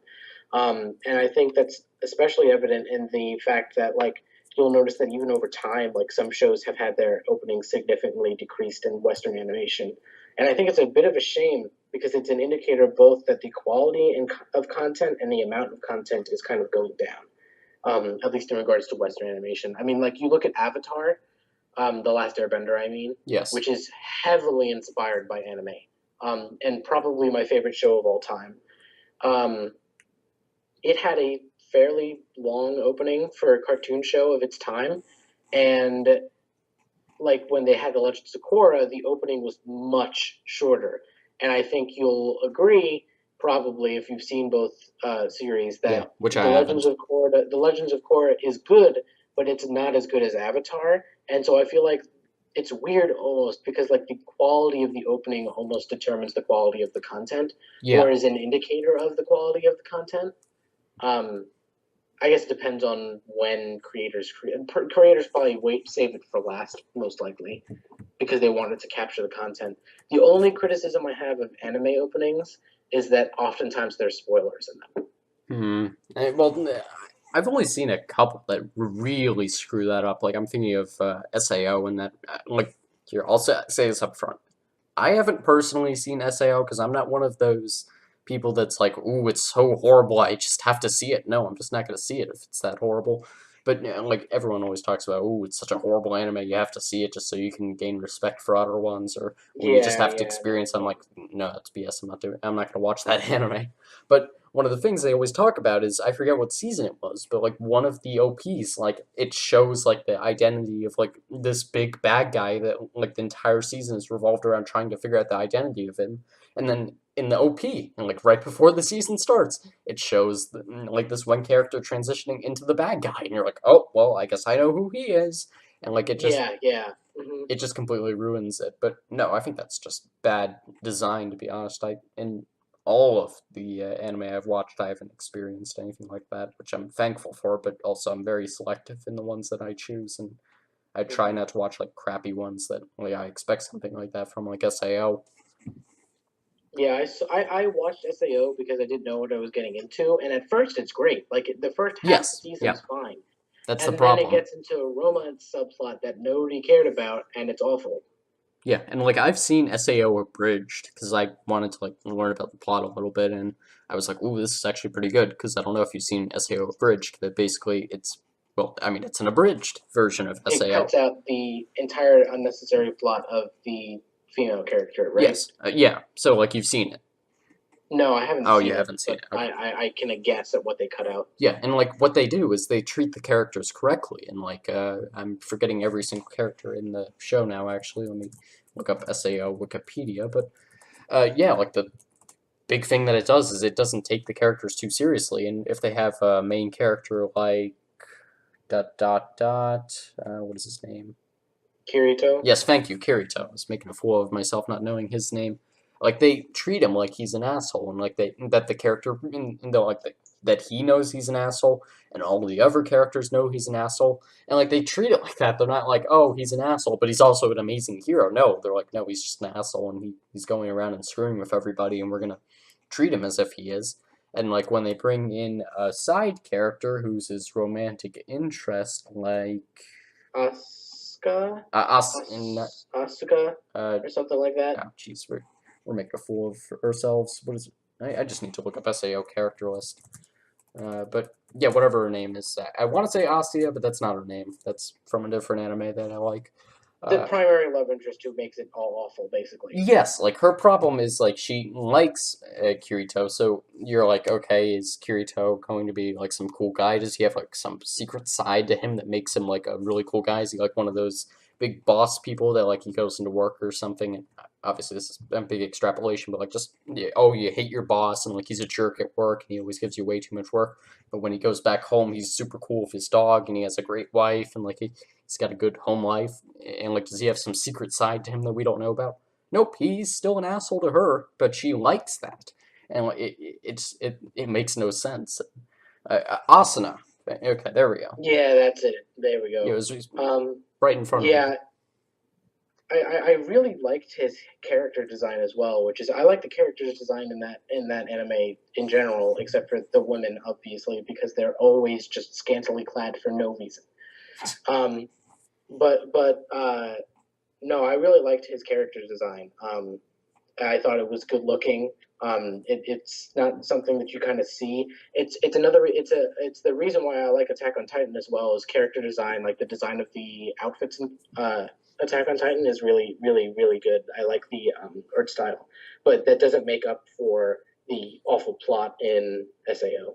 Yeah, and seriously, if you didn't like SAO, you should watch the SAO Approach series because I thought that was awesome, and like it does solve a bunch of the problems and like covers. From my impression, was it covers everything up to like the whole bird cage thing near the end of the series. I don't know how far you got in, but Yeah. Oh yeah. Oh my god, this second season. yep. There's literally a scene where like tentacle monsters assault Asuna. No, no, I Like know. Like yeah, everyone talks about like the it's tentacle rape scene. at that point it's not even taking itself seriously. Yeah, it just becomes like, hey, look at what we can do to your favorite characters, and you're like, I didn't even like her, but don't do that.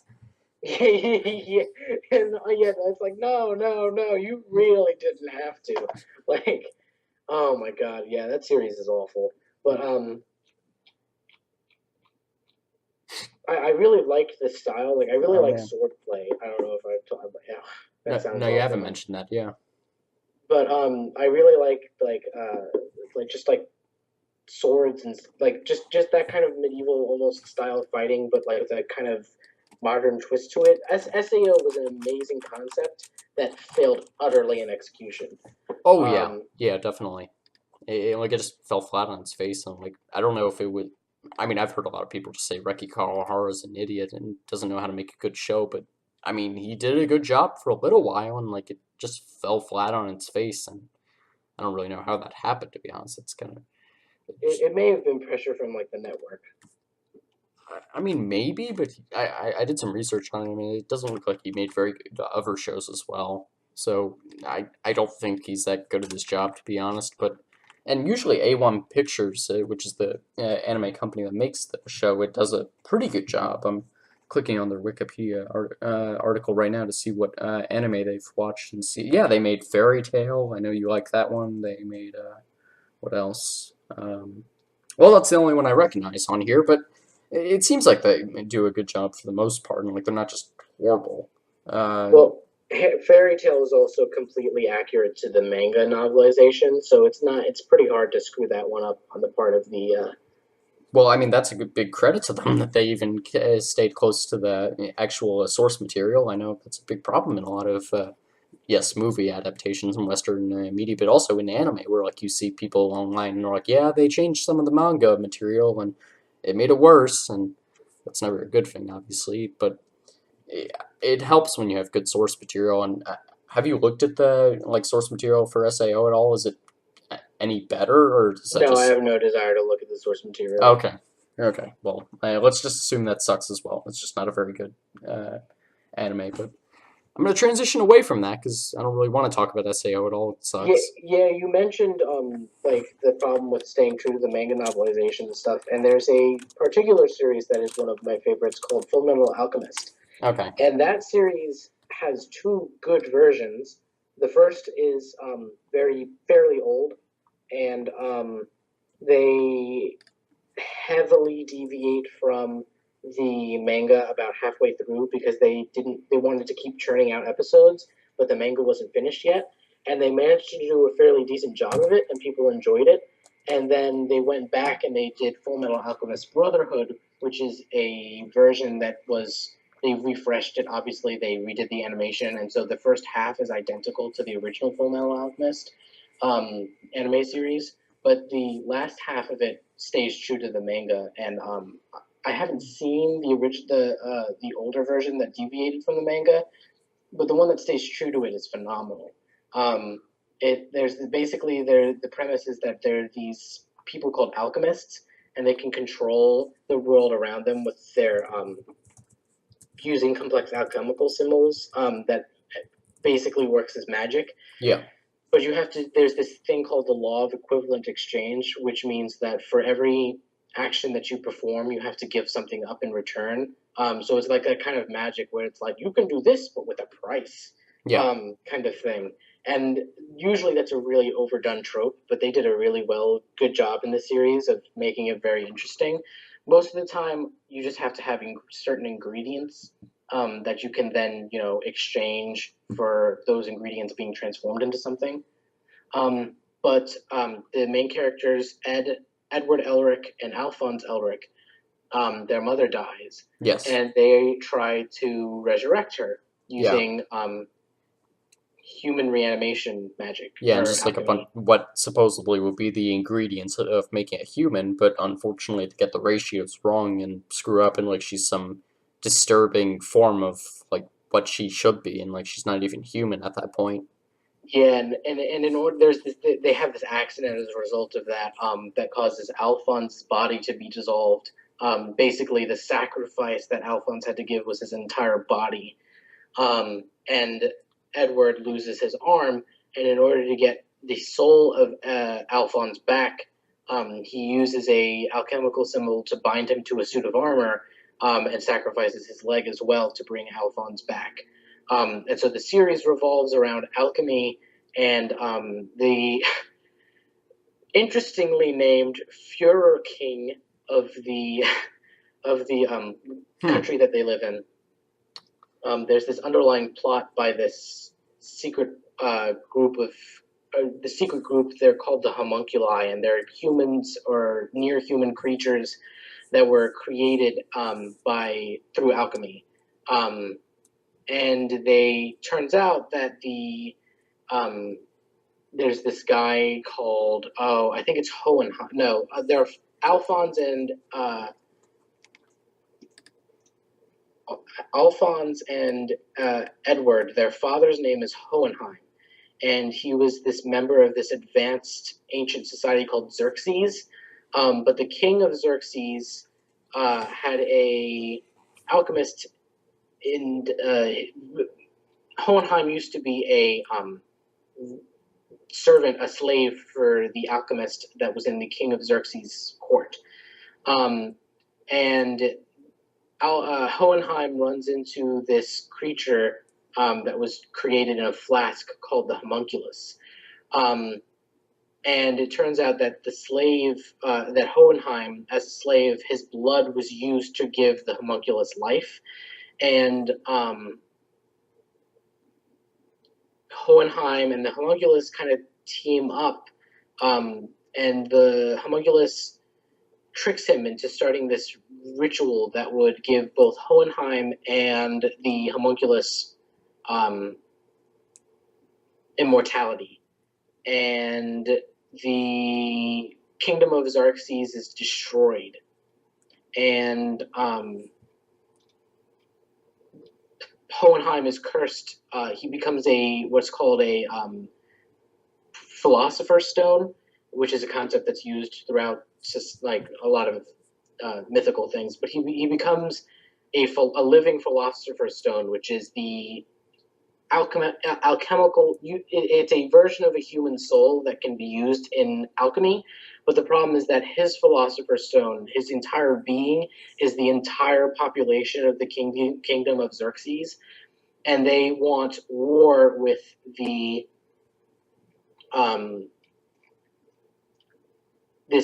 the homunculus becomes known as Father, and Father believes that in order to attain godhood, he has to first become immortal, which is what he does by destroying Xerxes, and then separate all of the awful parts of the seven deadly sins. He has to remove them from his body. So he creates additional homunculi embodying the seven deadly sins. That's pride, gluttony, lust, greed, prime, gluttony, lust, greed. Shoot. What are the seven deadly sins again? No idea. Let me look them up. Seven deadly sins. We have. Come on, where are you? Seven deadly sins. We have lust, gluttony, greed, sloth, wrath, envy, and pride. Right, wrath, envy, and pride. Right. These homunculi have superhuman abilities and stuff like that, and they are trying to. There are these things called gates, and your gate is how you pass. They're how you pass things through alchemy, basically, and Father wants to become God and obtain this. I become the absolute perfect being, and free himself from God itself by kind of consuming God, and so he sets up this huge conflict and involves like a bunch of sacrifices of entire countries, and Edward and Alphonse go on this journey basically to defeat Father and stop him from destroying the world and becoming God, which they're ultimately successful in thanks to some side characters. No, spoiler. No, I'm Yeah, just kidding. Oh, yeah, the good guys win. Yeah. That is a surprise. But it is fantastic, and like the entire show is like a horror fest that is really well done. It's excellent. There's one episode in particular that's infamous because there's this little girl and there's this alchemist and he's practicing creating chimera, which are fusions between two animals, and he goes a step too far and he tries to create a human chimera and he combines his own daughter with their dog, and the dog there's this really horrific scene where the dog is just like Edward, Edward, and it's got like that echoey like ghost voice and stuff, and they realize what he's done and everything. It's really horrifying. Um, there's a lot of like kind of uh, what's the term Lovecraftian horror kind of things, and I really enjoy it. Uh, the things that it does right. The openings are all catchy. They don't spoil too much. The characters are not. There's actual character development. That's something that a lot of anime lack. Is that like you have characters that are like, he's the father figure. He'll never change.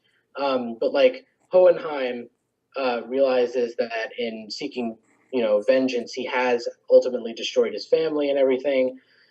And Alphonse actually, in order to defeat God, and return himself and or no, Edward discovers that in order to defeat Father, who does succeed in consuming God, literally, um, in order to defeat him, he has to forego alchemy. Like he has to give it up.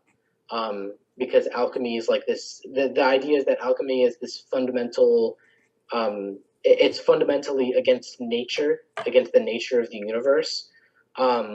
And so he gives up his ability to use alchemy in order to rescue his brother and restore balance to the world, because essentially alchemy is like a crutch that people use to try and obtain wealth and power, and um, the answer is to give that all up, basically. It's very interesting, and there's again a lot of religious philosophy involved with it. I must recommend it, and like this is the anime that kind of gets people into anime, because it's like the least anime that you can kind of watch almost. Like a lot of people will recommend Death Note as your first anime, but Yeah, which I definitely do. um, if you're kind of put off by the whole it's anime, it's all over the top and Japanesey and like so kawaii and weeabooey, then uh, the closest thing that you're going to get to a kind of Western esque anime is Full Metal Alchemist Brotherhood. I must recommend it if there's someone who's like kind of reluctant to get into anime because of the stigma that's kind of put around it. That I think that's a good anime to start with. Okay. So, what exactly do you like about it best? Is it the character development, or like how they actually have character depth, or what is it that you really like? There's a lot of things that some anime like I don't mind anime where stuff like Fairy Tale, for example, deaths mean absolutely nothing pretty much, Oh, that's because horrible. yeah, Oh, because that's a people come big thing back. for me. Like the deaths have to mean something. Like if I don't feel like there's any stakes in the anime, I'm just like, oh, forget this. It's one of those anime where they're like, I got into a tough battle and you defeated me, but I'm not dead, I'm just knocked out, kind of thing. Hmm. Okay. Well, And that's not as bad I, as I thought. I thought you meant like they death tease and they're like, oh, this guy's dead and he's gonna be dead for like an episode. But wait, hey, he's back. Look, we didn't actually kill him off because that would make a bunch of fans angry. yeah, where like there's characters where like they make a sacrifice, but they don't die for the sacrifice. So it's like, what sacrifice did they really make? Like there's they hang the threat of them dying over you, and then take it away. Because I mean, to be fair, Fairy Tale is like a much more oriented towards children than something like Full Metal Alchemist Brotherhood's going to be. Um, but I don't mind anime like that as long as they stay within their boundaries, you know. An anime that does have deaths in it, but then devalues the important deaths is a bad anime. But an anime that just doesn't have death in it is another thing entirely. It's almost just like a subgenre. Because like you're not expecting depth from it. You're just expecting like a good time, Yeah, basically. With some which is cool just action yeah, sequences. and that's just the idea behind isekai anime then. Which like I don't know if this is the exact translation, but I think it's like just a feel good anime where like the idea was that people could obviously like in Japanese society, like everyone's going out and working for like 12, 14 hours a day, and like they're killing themselves at work, and like the idea was they could just come home and like feel refreshed and feel be not reintegrated. What am I trying to say? Be reassured that there is some good in society, and that was the idea behind isekai anime, and just that it's supposed to be fun and not supposed to deal with all of the horrors of the outside world, and just supposed to make you feel better about your life as it's going. So I think that's what Yeah. you're talking about. hmm Uh, and in different ways, because like feel a lot of feel good anime will just be like, oh, these sweet nice things happen, but fairy tales just like pure action for the sake of action. So it's another type of like kind of something that you don't have to feel too emotionally invested in. Whereas something like Attack on Titan, like you cannot get attached to any of the characters, any of them. Like even the main character, you cannot get attached to them because they all die at some point. They all die. Sometimes they're brought back because of like actual legitimate. There's a way to do like characters who died but didn't die well. And Attack on Titan does that because of just the unique mechanics surrounding that universe. Um, but yeah, like you cannot get emotionally invested into characters in that show because if you do, you're gonna hate your life. That show is hard to watch because it relies heavily on body horror. Oh, Um, oh, I hate that stuff. yeah, no, it relies because like the Titan, like you know the premise is basically like Titans Yeah, yeah, destroying things. yeah. Like Well, I've seen its face, and that like keeps me from actually watching the show because I'm like I don't want to see this. yeah, no, it is. I can only watch one episode at a time. Like it's not okay. Like there are people getting bit in half who you loved for like 3 seasons, and then there's yeah, you cannot get attached to characters. But I enjoy that one as well because it's I like very deep anime. Although I do watch a lot of non-deep anime. The one I'm watching right now that I'm loving is the non-deep one that I'm watching is My Hero Academia, Yeah. and it's emotional, but it's not like there's some subplot to it that challenges you on a personal level, like something like Full Metal Alchemist will do. Um, it's just like a very emotional anime, and you're in it for the characters, not the plot necessarily. Like you want to see the characters develop as people and whatever they're doing. You don't necessarily need complex like allegories on society underlying it. There's a place for those kinds of like themes, and I like having an anime where I can just care about the characters and not have to worry about like, oh, what's the deep underlying meaning behind their emotions and everything. I like My Hero Academia because although there's definitely a greater sexualization of the female characters, like the guy characters are not awful to look at either. Like in a lot of anime, the male characters have like 12 abs too many, um, Oh my and god. they're like super buff, and it's like my god. Um, but this anime, like the male characters can be anywhere from cute to attractive looking, instead of just being like copy, paste, change eye color, change hair color and style. New male character.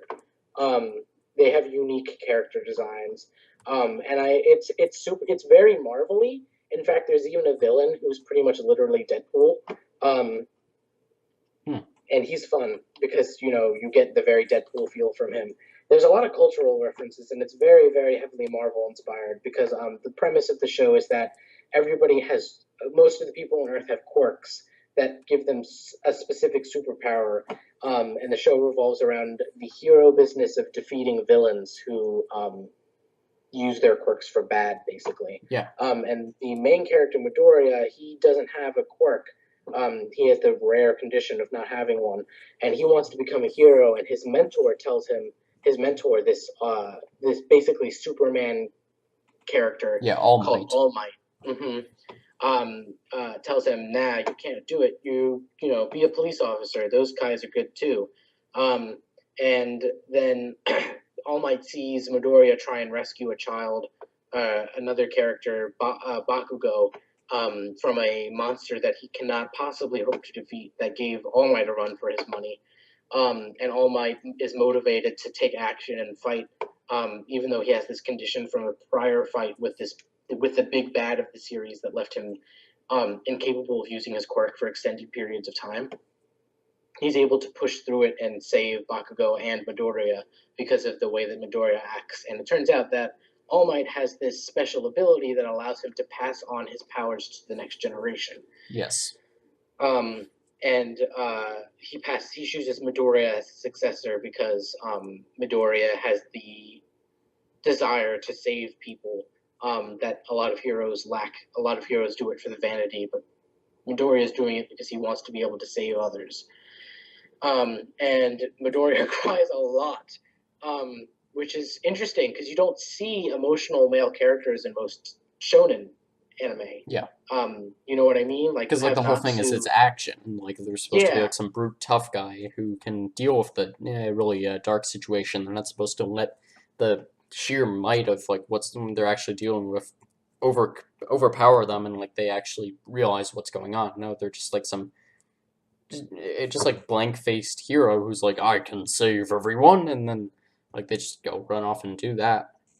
Yeah, and like you have they're basically like stupid too. Like they're really dumb. Like Fairy Tail and One Piece both have this problem. Like their main characters are basically the same person. They are dumb. They're irrational. They just kind of charge in. Like all the characters are like, we have to have a plan. It'll never work if we just go brute force straight in. And then the character's like Leroy Jenkins and runs in and just wins. Using brute force, and like he uses the power of friendship to persevere through a situation. And like Midoriya literally breaks part of his bodies in order to in order to win fights because his body can't handle the full power of the quirk that he's been given, All for One, or no, yes, no, No, no, it's One for All. Yeah. The other one, yeah. All for One's the big bad's power, but One for All, he like physically can't use the full extent of the power because it damages his arms and or whatever body part he used when he was using that ability. But there are situations where he purposely sacrifices like his limbs almost to get through a fight. And so like you're like he's actually making sacrifices to get through a fight. He's not just summoning previously unknown strength. He's literally pushing himself to his limit and only just barely getting out alive. And even then, it's only with the actual help of his friends. And then you have shows like Fairy Tail and One Piece, where Fairy Tail I still enjoy. One Piece I got 100 episodes in and was like, this is not getting any better. I'm not watching it anymore. Yeah, don't say halfway through. Yeah, no. That anime, I love the premise. I really, really love the premise, and I love the characters of One Piece. But it's just, it does what Family Guy. It does what Fairy Tail does with the kind of resetting plot lines, and like makes them different and unique enough that you're invested in them. And the characters, like the voice acting, is good enough that you're really invested in it. Whereas the voice acting in One Piece is garbage. Oops. The one character that, like, if there's an episode focused on him, I watched it from start to finish without skipping or getting bored or anything, was this, of course, sword fighting character named Zoro. And his theme was really cool, but, like, I just cannot stay interested in One Piece. And, like, just to see if the show's plot ever changed, I went to a different I went to another season like 400 episodes in and watched like 2 episodes in that season, and immediately I was like, I know how the plot started, I know how it ended, it's the same way as this XYZ arc. So I dropped it. And there's parts of me that wants to enjoy it because I love the premise of like a pirate anime, but it just falls flat for me. Yeah, and for those that aren't aware, we're talking about an anime here that literally, I checked this a couple days ago, not a couple days ago, but I say it was like 2 months ago. I checked this, and it literally has more episodes in it than Pokemon. The entire Pokemon TV series, yeah, the one that is like 20 years old now. It has more episodes than that. It's past episode 750 at this point. It's past episode 1000 at this point. Yeah, It's at like 1087 or something. I'll check. But really? I yes. haven't checked in a while. No, I Jeez. checked like a couple months ago and it was like 30 more than Pokemon. I'll look at the exact number, but yeah, no, Pokemon's been rebooted like 3 times, and One Piece has just been a continuous narrative, pretty much. trust me, I checked and it's ridiculous. And if My yeah, God. they are doing the same thing every single time. That's And it's ridiculously popular as well. I think it may be a nostalgia shield because like it's old enough that people could have grown up on it, and therefore like have this kind of it's like with Pokemon, like people you get you get like 4-year-old dudes who are like Pokemon, I wanna be the very best, but then like they won't actually go back and watch the show because they understand that if they do, they're gonna hate it because it's a kids show.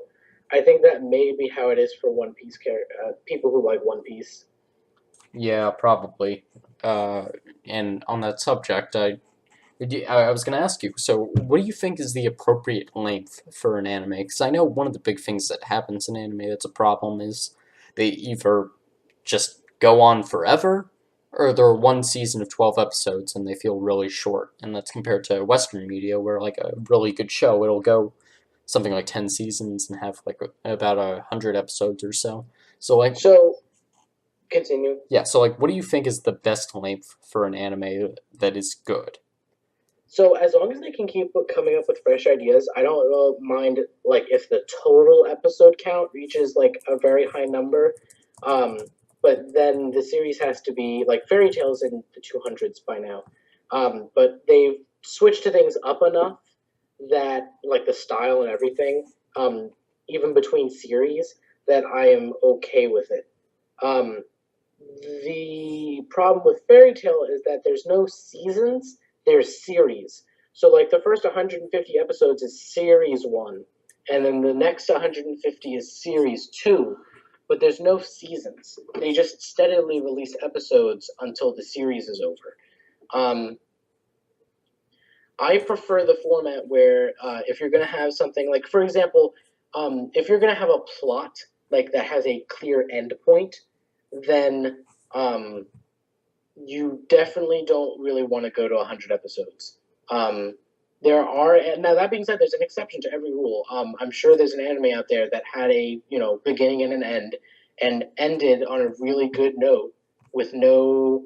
The problem is once you get to 100 episodes, there's almost definitely places where you have filler that you could have cut out without any loss of quality, basically. Yeah. But my preference is if it's either plot based or um, basically the sweet spot with a number of episodes per season is 25 episodes per season and Ooh. about a year in between seasons. That's the sweet spot. My Hero Academia has hit that sweet spot.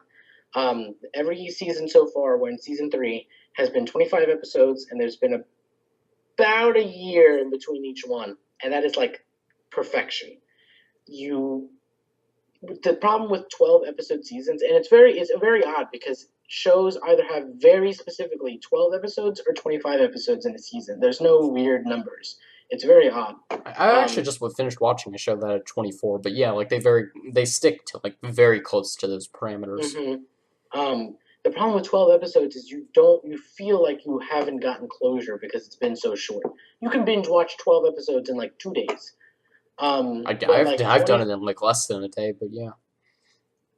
25 episodes is that sweet spot where you feel like there's been enough down like and the thing is with My Hero Academia there's usually two whole like there's it's usually 12 episodes is a plot line, like 12 episodes is an arc, and then there's just 25 in a season, so getting 2 arcs out of a season, with the arcs being about 12 episodes long, that you feel closure because you're like, okay, I feel like I've seen this long enough that I can replace it with another anime until it comes out next year.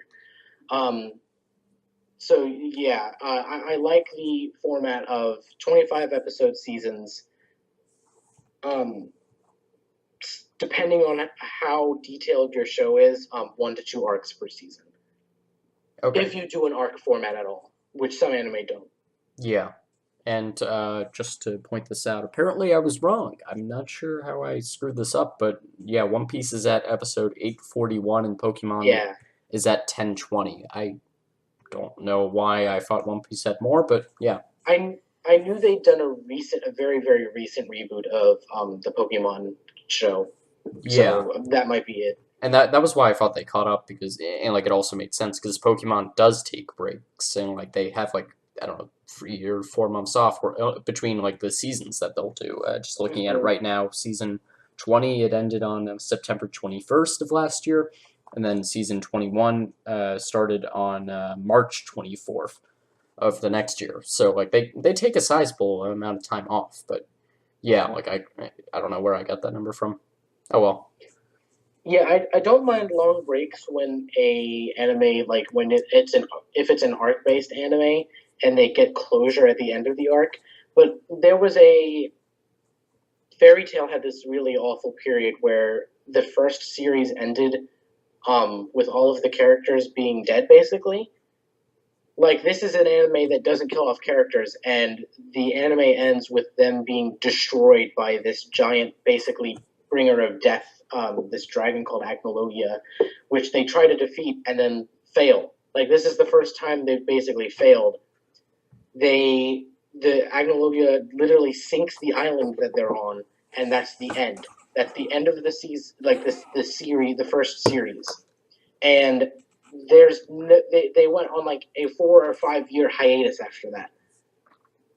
Like that is pretty severe. But then there is this show called Code Geass, which I must also recommend. Another very good Yeah, I have philosophical that on my plot driven list. anime. I have that on my list thanks to you. Um, that show ends every season with a completion, or ends every series with the completion of the plot, and then there's long periods between series, which I do not mind at all, because like it's you've gotten closure. You're not waiting 4 to 5 years for closure for one anime. Okay, so why do you think 1 year is the perfect break? Wouldn't something like 6 months or 3 months be better then? Um, because I don't mind because you want the quality to be high, right? So I figure that with the way animation is done today, where a lot of it there's a little bit of cutting corners sometimes, and especially since anime is a lot of drawn stills. Anime heavily uses stills overlaid with very simple animations to get points across. Um, I think that a year plus the time, like plus about half the time after the episodes start airing, is plenty of time between episodes. Okay, I think that makes sense, and you just release all the episodes week by week from there. Mm-hmm. Yeah, that's what they do. Is to kind of that's what good shows do. Is they release, and this is a problem with the show that I watch a show called Steven Universe. They spend literally months, and in one case, it was literally 2014 to 2016 between sets of episodes in the middle of a season. Like they Oh, didn't even call it a new season. Um, that's pretty and bad. they released them all at once because and this is not just the creators. This is the Cartoon Network and the whole like um Teen Titans Go like takeover basically. They throw Steven Universe into like a 1 week period, and then there's like 6 to 12 months of nothing, um, which is infuriating. Like you lose interest basically. Whereas a good cartoon of any sort will make all of their episodes and then release them week by week, and then after like about they're about halfway through the completion of that season's airing, then they start working on the next season and Hmm. take a short hiatus between seasons. Okay. I wasn't aware that was how they did it actually. I thought how they did it was they filmed like half of the season before they started airing, and then as they were airing they started making the ones that would come up later, and then once they made it to the end of the season or like just before the last episode they finished the last episode and then they put that on. I thought that was why they were on such a time crunch. But I think what that is that's what they usually do, but what they ideally should do is what you're Yeah. suggesting. Hmm. Yeah, oh no, it's definitely true that in a lot of cases the network's rushing them to get it finished, and so they say, okay, we'll finish it while it's airing. Yeah. And that definitely leads to you. You can tell when an anime has done that. Sometimes, usually, unless the crew is really great, because there will definitely be scenes that feel rushed. You'll see a degradation of animation content from the beginning to the end of the season. Okay. I think that all makes sense. Do you have anything else that you want to talk about in respect to that? Because I wanted to go back to something else about that you mentioned earlier. No, I think that covers it. Okay, so you mentioned earlier that Full Metal Alchemist Brotherhood would make a better introduction for people to anime than Death Note. So presumably you've seen Death Note then. So A large chunk of it, yes. I haven't finished it yet, though. okay, so I obviously won't spoil that then for you. What episode are you up to? The last one I remember is Light meeting the guy who I don't even remember the name of the person who owns the Death Note. I will have to probably restart my watching of it Yeah. just to refresh myself. But they meet in the restaurant by coincidence, or not. They meet in the restaurant, and neither one knows if the other one knows um, who they are. But they meet in the restaurant. That's the last thing that I remember. Okay. Yeah, you're really not far into it then. Okay. This is gonna be more difficult than I thought. So yeah. You can kind of tell though, just from the things that set it out as something that's not as good of an introduction as Full Metal Alchemist are immediately present, and first impressions are everything, of course. Um, so the reason why I think that I'm presuming you're going to ask me Yeah, why, that was exactly yeah, yeah. it's because it's got that kind of over the top sensationalism that a lot of anime has, and that's what deters people. Like there's the scene very early on where he's dramatically eating a potato chip, Oh, you're gonna bring that up. and yeah, that scene embodies like stereotypical anime. Even though Death Note's very much not a stereotypical anime, people will see a scene like that and be like, "Oh, it's a weeaboo." But there is nothing like that in Full Metal Alchemist. Full Metal Alchemist, it's over the top, but in a way that is reminiscent. Like it is a universe. Literally, you could probably show it to someone and cut out the Japanese opening, and they'd probably believe it's a Western TV show that's inspired by anime in the same vein as Avatar: The Last Airbender. And that's another thing is a lot of people won't try Avatar: The Last Airbender because they think it's an anime. But like you can ask Rohan. Rohan was very reluctant to try it, but Hisham insisted, and Rohan loved Avatar.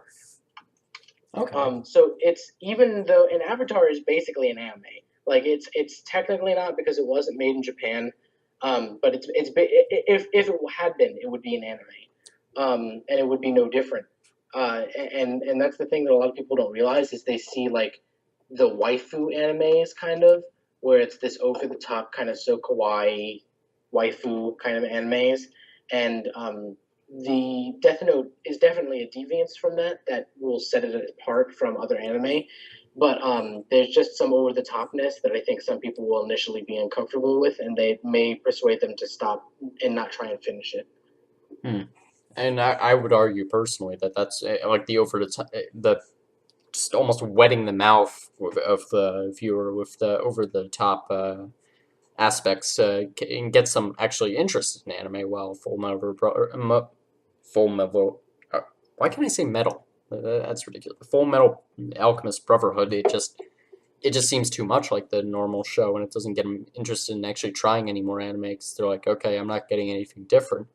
Maybe that's obviously not speaking from the perspective of someone who experienced that with me being someone that was drawn to anime by the over the top, well, not the over the top elements, but that my introduction was to like an anime that definitely was not like toned down at all, and like that still drew me in somehow. I guess other people might react differently, but I always thought that like you have some elements where like it's completely toned down, and then you wet their mouth with like what this is what you could be getting if you were watching like a normal one. But look, it's fine. Like it's not as ridiculous as you think, and like I always thought that was helpful in that respect. But I guess that brings up something else that's interesting. So, how were you introduced to anime? Was it just Avatar, and then from there you were curious to see whatever anime looked like and compared to it?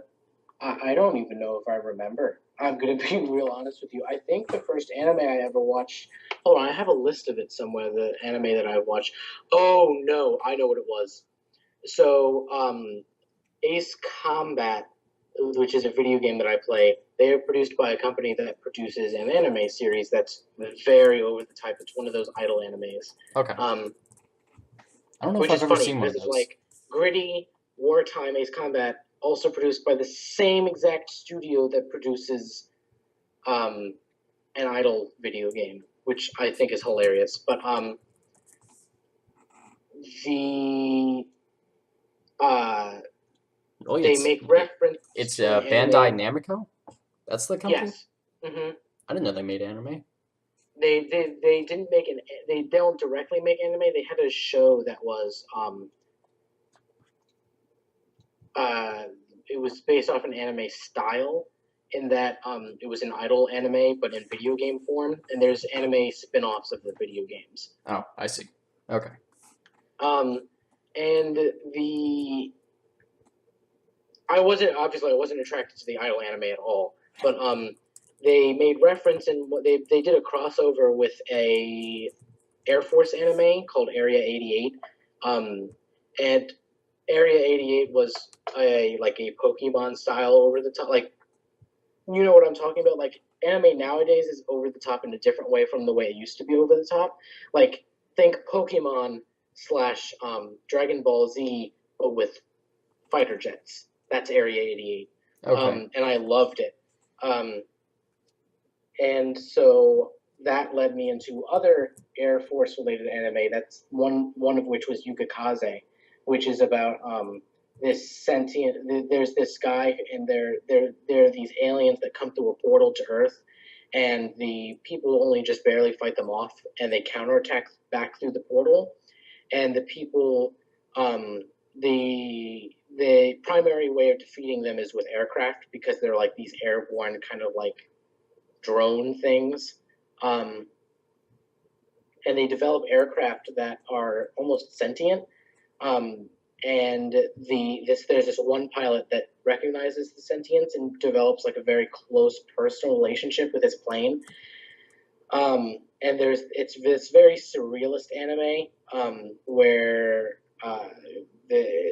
basically to make a long story short, that is the anime that introduced me to kind of over the top styles, and then one of my friends um, pushed me towards other ones that they recommended, and that's kind of how I got started. Was Okay. through things that were not related to anime at all, surprisingly.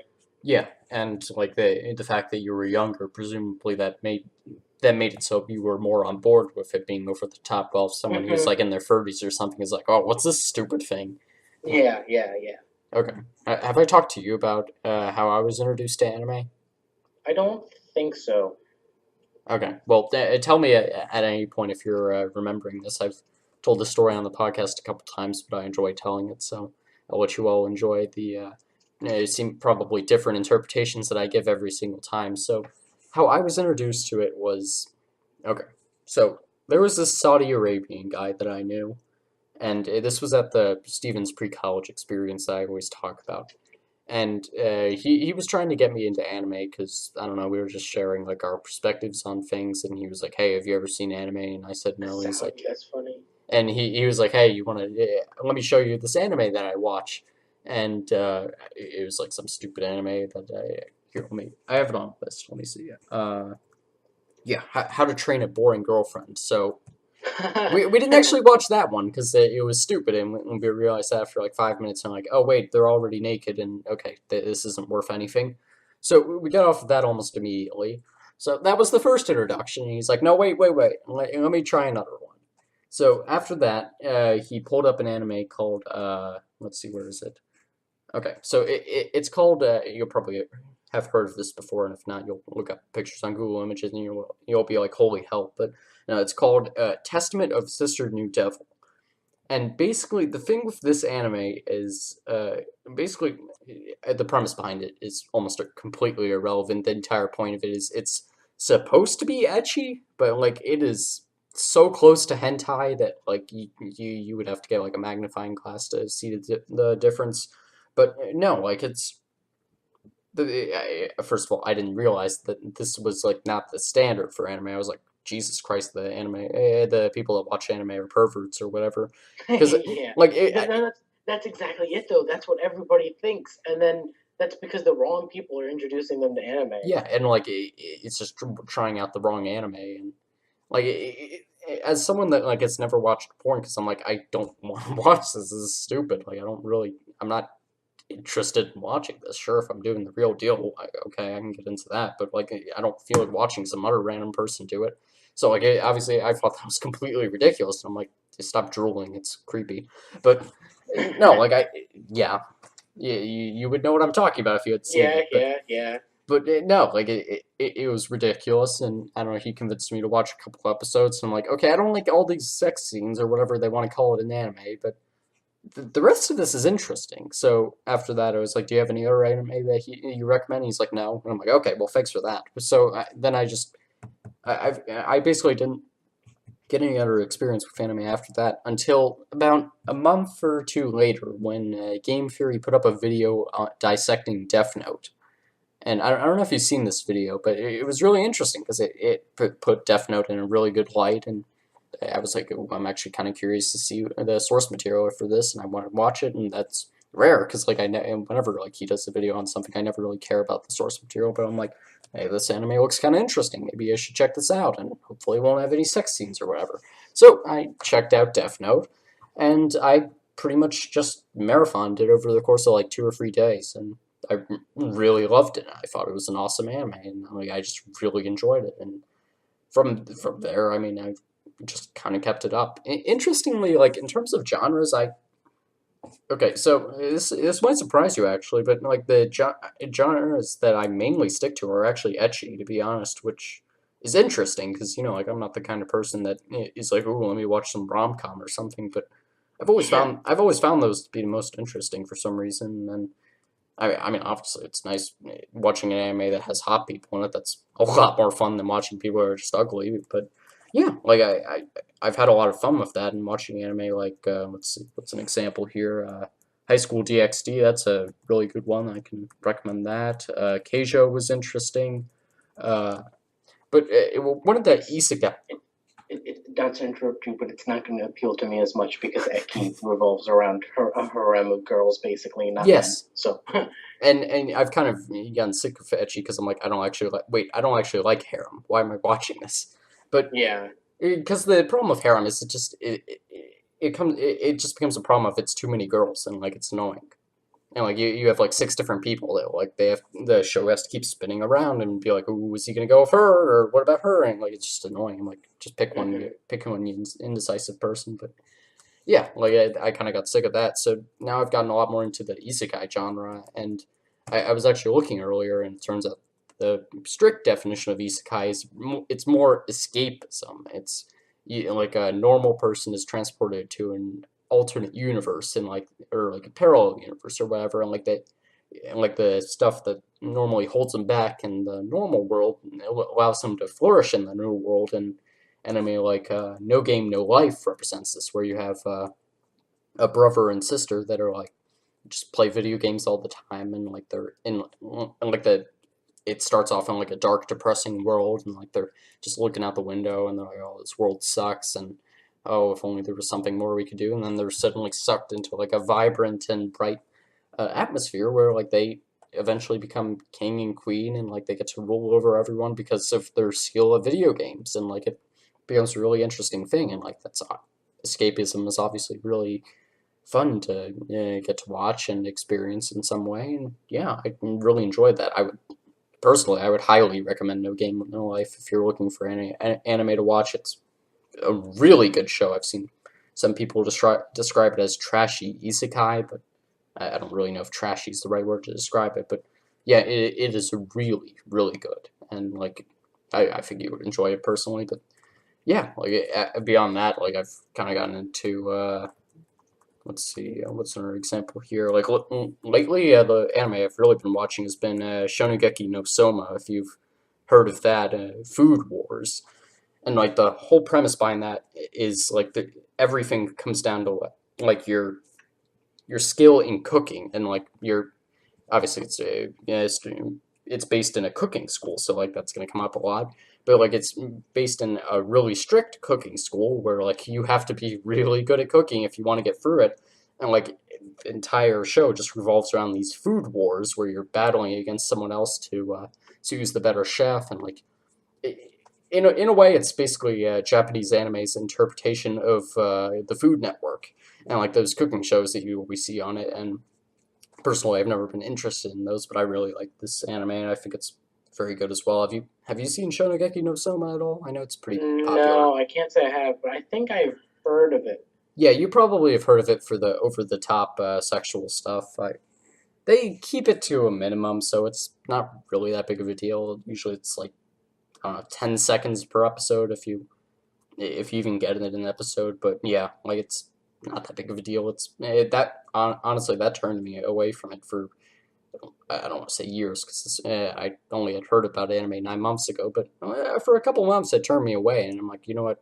I'll just try it, and it was really good, and I've been power watching it for a while, and yeah, literally like the 25 episode or 24 episode season I got through in like 2 days, so yeah, Hmm. like it's a really good show, and you would enjoy that as well. But like the biggest thing that I like about anime is I've always had a big problem with Western media, just in terms of how much live action stuff it does. Because Yeah, I don't like live action shows that much. yeah, me either. Like I don't know if it limits your premises, but it just feels too real. Like I don't want to see someone go through like the struggles of life and be like, look at that, he can't get his money out the ATM, or oh, don't you hate those movie theaters? And like it's just that's not fun for me. And like I tried watching something like Curb Your Enthusiasm by Larry David, and I hated it. Like I really didn't like it because the entire premise is, oh, let's laugh at all these struggles that we go through in daily life and just enjoy them. And I'm like, no, I don't want to see these struggles. Don't remind me of them. These are terrible. So I hated that show, and I've always enjoyed Western animation because you don't get those struggles. You get like a nice world, and you just explore them with the characters and get to see all of its themes and character development. That's always really nice. But even that, I felt like they didn't go far enough, and like it's not that they weren't meta enough. That's not the right word. There were always just a couple things that were missing from it. And with anime, like I feel like I always like no matter what anime I'm watching, I always get characters that are involved in the story. And like if someone makes a joke, like one of the characters is gonna be like laughing at it, and like they're gonna be involved in what's going on, and like Hmm.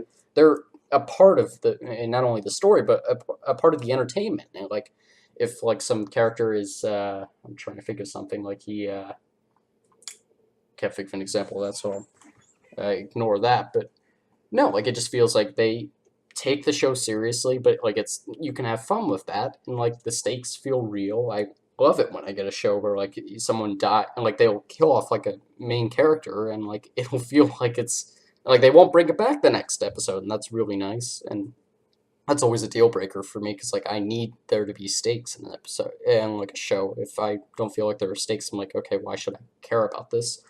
But aside from that, yeah, like I also really enjoy the art style. That's really nice.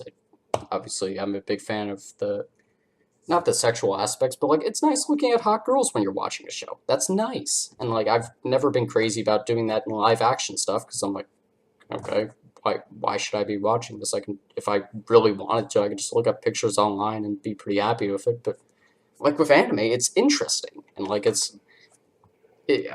I'm trying to figure out how to describe exactly what I'm talking about here, but I don't know, it's just a breath of fresh air. And like when you're watching Western shows, you're always going to get the hero's journey, and like they're gonna go through like the 13 steps, and like it's gonna be the same thing every time, and it's just different characters and a different plot. But in anime, it always feels like it's gonna be something different, and like the different genres that you get, I feel like that's a really strong aspect. Like you can argue that like there are different genres in Western media and like, oh, you could be watching a comedy or a rom-com or an action movie or whatnot, but it all feels relatively the same to me at least. But with anime, it feels like everything's very different. Like if you're watching a sports anime, it feels nothing like if you're watching like an ecchi anime, or like if you're watching a shonen action series, it feels nothing like if you're watching like a comedy series or like a Rakugo show. And yeah, that's something I really enjoy. Is just how much of a breath of fresh air it feels like, and maybe after a year or so, I'll be coming back on, and I'll be like, I'm getting kind of sick of anime because I've gotten used to like the different patterns that will go down. But at least for now, I've been really enjoying it. And I think there are specific Western shows, like specifically Avatar: The Last Airbender, Well, I and think you can make a pretty strong case that that is anime. Like I think that the definition that anime has to come from Japan is a bit strict, but but I kind of agree with it because it's like that's it's their culture almost, and we're just assimilating with it almost because Avatar: The Last Airbender does not throw any American spin on it that would make it more American, if that makes sense. Um, so it's kind of we kind of basically I wouldn't even say copy the format of, but it's just so. I guess I'm actually kind of arguing against my opinion here. The point I'm trying to make is that when you mimic the style, like I think it's better to say that you're mimicking the style and not outright being the style. Because like you wouldn't say someone who made a Monet style, a Picasso style painting was a Picasso, you know. well, So I think yeah, it's similar. no, I get what you're saying, but so okay, I think I see the problem here. So you define anime as stuff that comes out from animation companies from Japan, and Yeah. like all I mean when I say anime is just the anime style. So yeah, that's just the difference there. Well, what does that mean as well? Because there's a like you could have all different types of styles Oh, of okay. art in anime. Like anime, the only real distinction that various anime have between each other is that the eyes all look kind of similar in many ways, and really that's it. Because like, look, if you look at something like Avatar, and then compare it to something like Full Metal Alchemist, and then compare it to the art style in oh well, you wouldn't know in the art style in Death Note. Like there are distinct differences, and there's even like styles of anime where the characters I don't see as like attractive or cute. They look too sharply drawn and stuff like that. So I think the idea of saying that it's an anime like art style and then classifying anything that's even remotely anime like you could argue that like Ben 10 had anime style animation at one point, but you wouldn't classify Ben 10 as an anime necessarily. So I think it's better to just leave things to their regional classifications almost, just to make it easier to discern, differences. Yeah, and I'm right now trying to find a video of a popular YouTube channel that does dissects a lot of anime, where he did a video on why Avatar is an anime. So I'll be sending that to you, and you can enjoy that later. But yeah, to be honest, I think it's a complicated argument, especially if you want to go down the art style route, because then it comes down to what is art, and it's never a Yeah, and then it's like, oh my god, like what truly is. The only anime ever was the first anime because that person's the only person who has that style of art, kind of thing. It's like, yeah, and that's obviously not a good route to go down. You can just become too much of a critic, and yeah, but the thing is, like, there are definitely exceptions to the whole Western animation and media has like a very specific style to it. Like, there are deviants from that. Avatar is one of them. I would also say shows like, especially actually, The Amazing World of Gumball. I don't know if you've ever seen that show, yeah, I but have. it does this very unique mixture of CGI and live action and animation that is very, very refreshing. Like it's such a colorful and interesting and diverse show, and it's also like really funny because it's kind of like a kid's dumbed down political commentary show. Like there's an episode called The Shippening where the show addresses its fan base, in that there's this girl who embodies like a stereotypical fan in the show, and she obtains a notebook, and this is a reference to Death Note, a notebook that when she writes down someone's name in it and then something about them, it changes the thing that happens to that, like it changes that aspect of their life. So she writes so that all of her ships are real, and the world starts to change around them.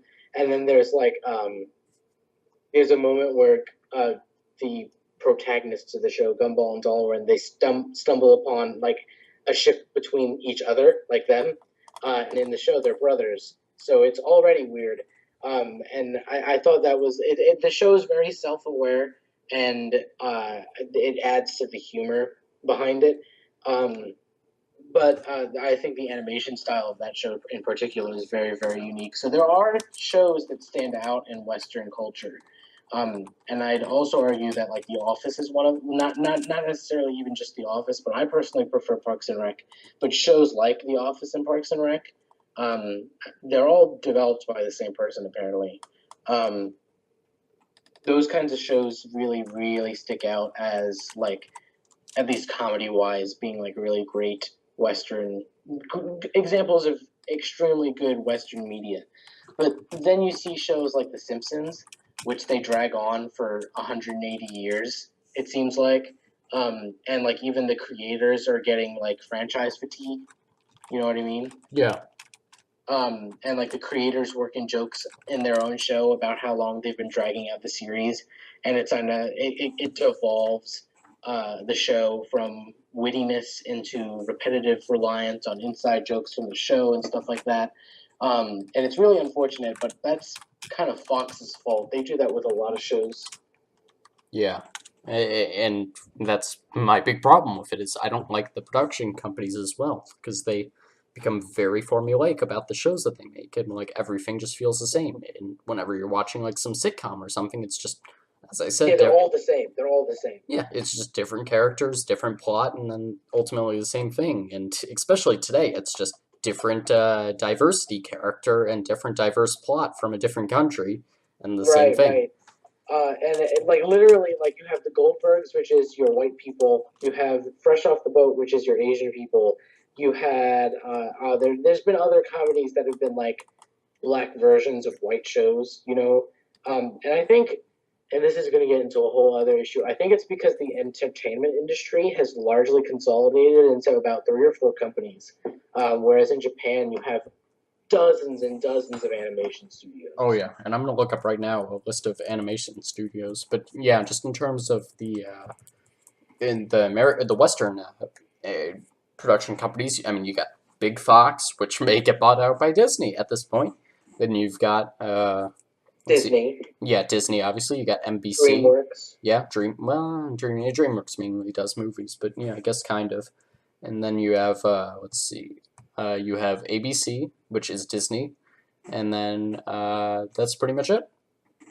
Yeah, and it's interesting because Disney, rather than a lot of the time when people are consolidating intelligently, they purposely make it so that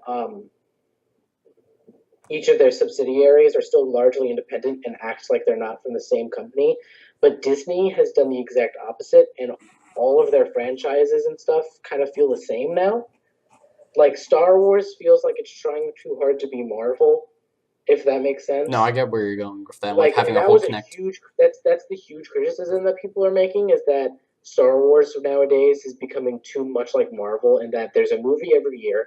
It's about a different character in the quote unquote universe of the story, and you know people get franchise fatigue over it. There's 18 Marvel movies that all fed into the plot leading up to Infinity Wars. Like, who the hell has the time to deal with that? Here, I'm gonna be honest. I kind of like that about Marvel, and I'm here. This is coming from the perspective of somebody that doesn't watch the movies, so like I don't actually go for the fatigue of it. But I like it when shows just not shows necessarily, but just production companies try and create such a giant universe that like you have to go through the entire thing, and like they try and tell a complete story. Because my biggest problem with movies is I don't think you can tell an effective narrative in 2 hours. So like either you have to make a series of movies like Star Wars originally did, or you have to make a connected universe of movies where everything feeds into bigger movies. And And there's sorry, continue. no, I was done. There's nothing wrong with having like a large franchise that has deep lore, and I enjoy that as well.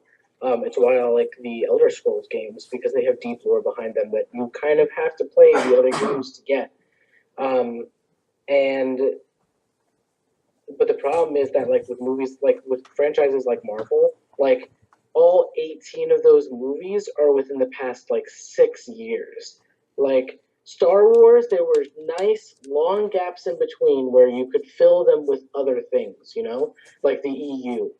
And then Disney did away with the EU, and they're trying to kind of create their own EU, but very limited.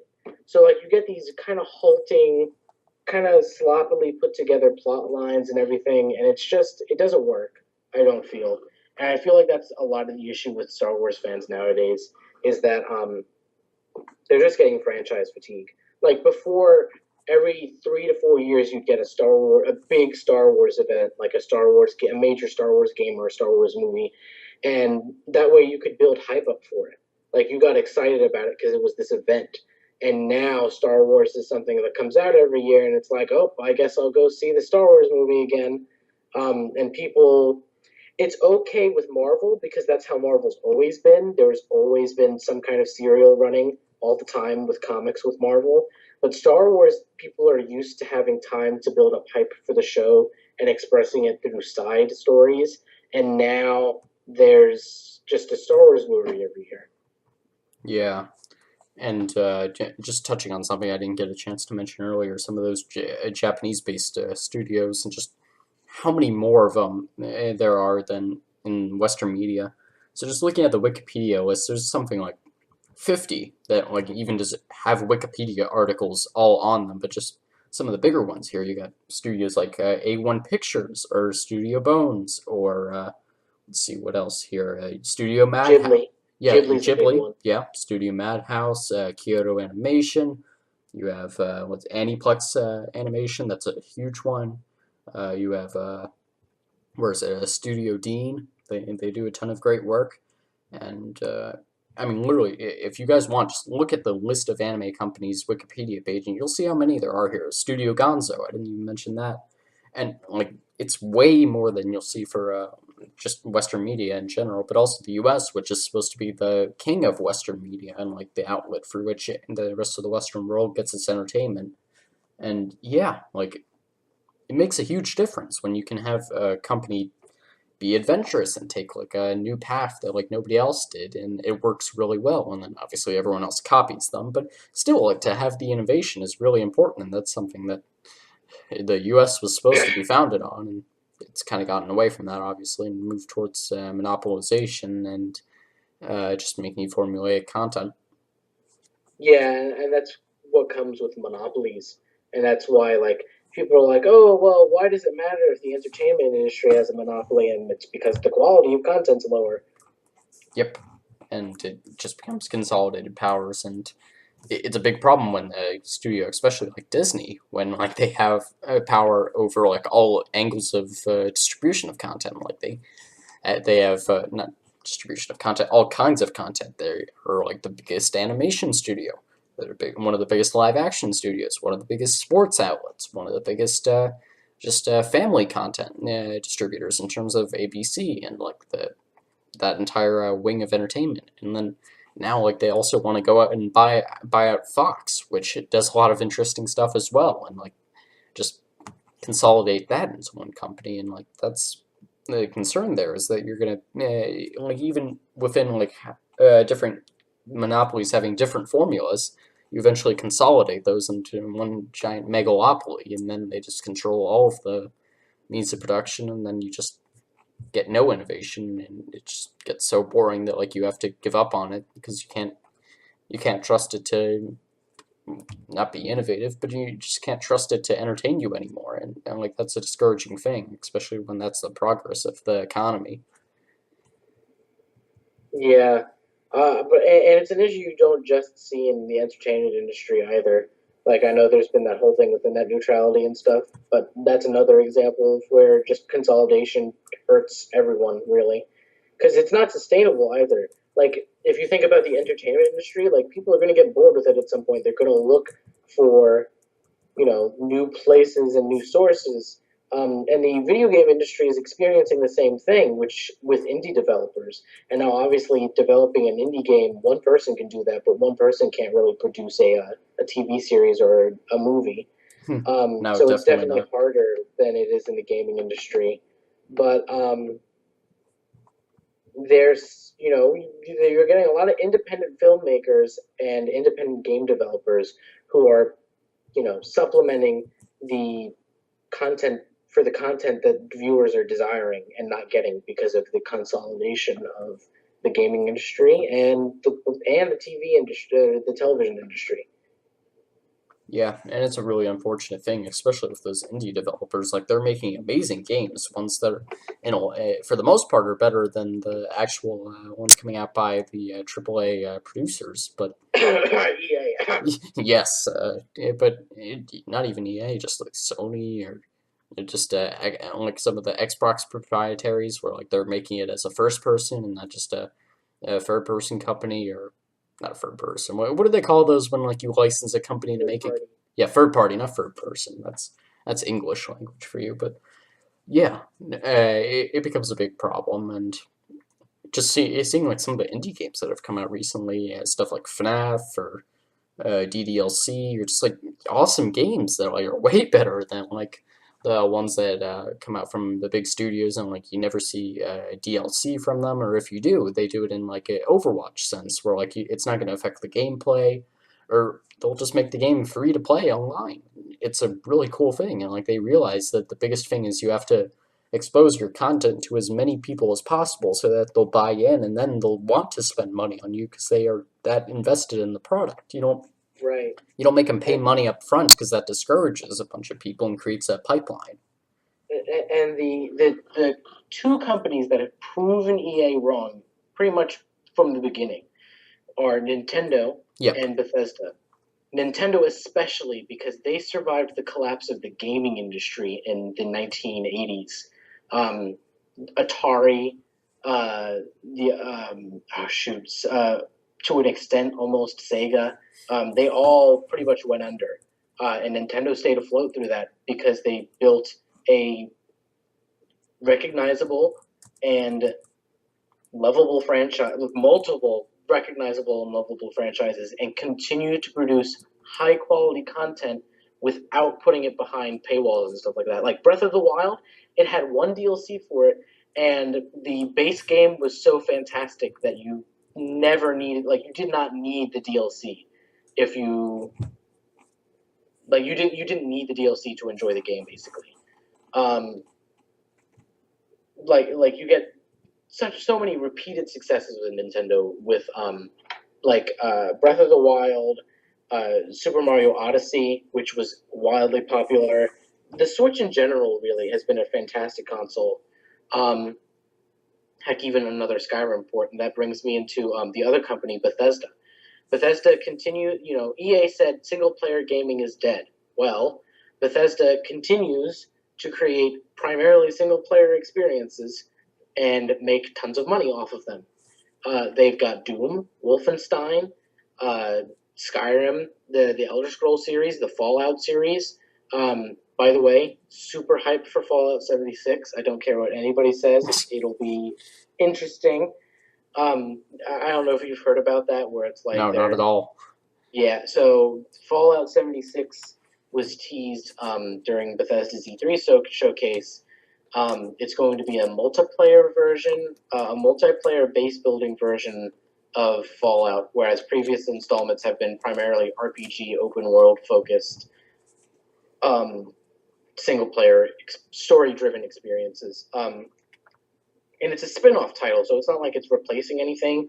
But a lot of people are unhappy because they're like, I wanted another mainline Fallout game. And it's like, well, enjoy this, like it's content, and that's a thing that I realized that people don't appreciate companies for trying new things and experimenting, and then they complain when a company does the same thing over and over again.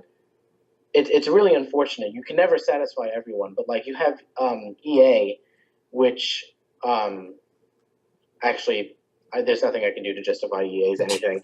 Um, but for example, um, God, why am I having such difficulty coming up with examples? I guess I can use Ace Combat as an example. Good callback. What? Good callback. Yeah, yeah.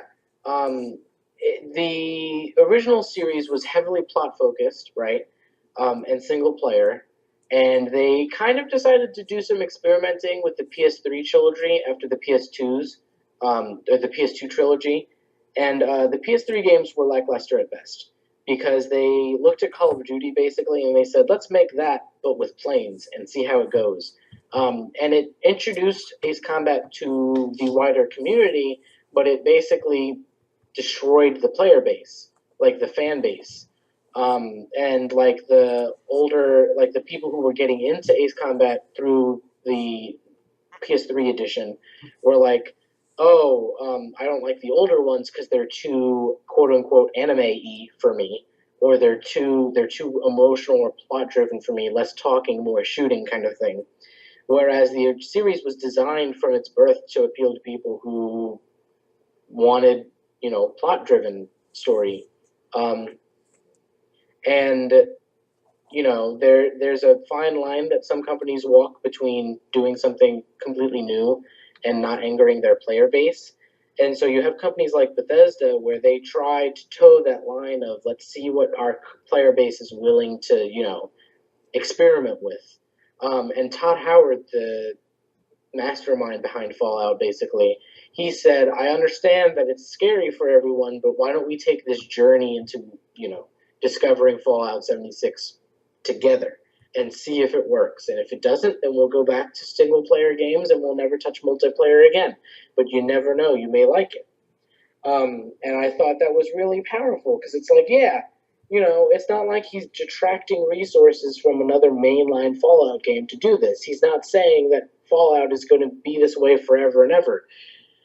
But then you have companies like EA that make fundamental changes to games like Battlefront and say this is how it is now, with stuff like loot crates. And they said that I don't remember what franchise it was. I think it's Battlefield 5.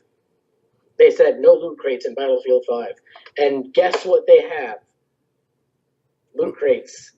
So it's like EA is kind of digging its own hole. I don't know what they're doing. But yeah, that's what comes with corporate consolidation. Yeah, I was surprised to see that EA hasn't really had any turnover in terms of ownership just because of all the blunders that they've had in the past couple of years. 'Cause, I mean, they know that like they're making screw ups, but I don't know if they just don't care or what. I'm I kind of think they think I think they truly believe that stuff, the drivel that they feed each other about how multiplayer gaming's dead. The new thing is microtransactions and monetization of everything. And I think at some point people are just because they've ruined multiple franchises. People talk about like they ruined Dead Space, they ruined The Sims, they ruined Battlefront for a lot of people. Uh, like they've destroyed multiple franchises at this point, and they're going to touch the wrong franchise, and it is going to basically end them. oh I Now, don't know if it'll end them, but it is going to make them have to strongly either basically do a 180 or they're going to have a very difficult time. yeah, I mean, there's just too many people right now in the video game market who are willing to just buy any game because of just the franchise that it is, and they don't really care Right. what company's on the label. And I know Which EA. is Yeah, sorry. continue. Okay, so EA like they also put out a ton of sports games, and like a Mm-hmm. lot of people they just don't care what's going on with the rest of the company. They're like, oh, as long as you make my FIFA game or you make my Madden game, I don't really care. Mm-hmm. And it'll be interesting if they touch that player base because I know a lot of people that would be really pissed off if they started messing with sports games. And I Well, they know, already they already had like loot box style things in sports games, but they people just ignored them because they weren't necessary. yeah, and that But is a problem that they've been funneling people into having to deal with loot boxes in the games that they've been making, especially Battlefront. yeah, um, And oh, Need for Speed's another industry or another franchise that they ruined.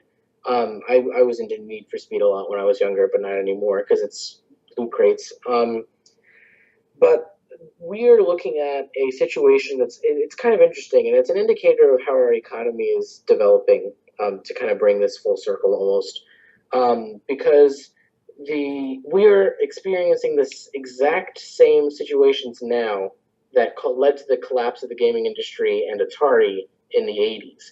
You have game quality drastically decreasing, time between games drastically decreasing, and for lack of quality.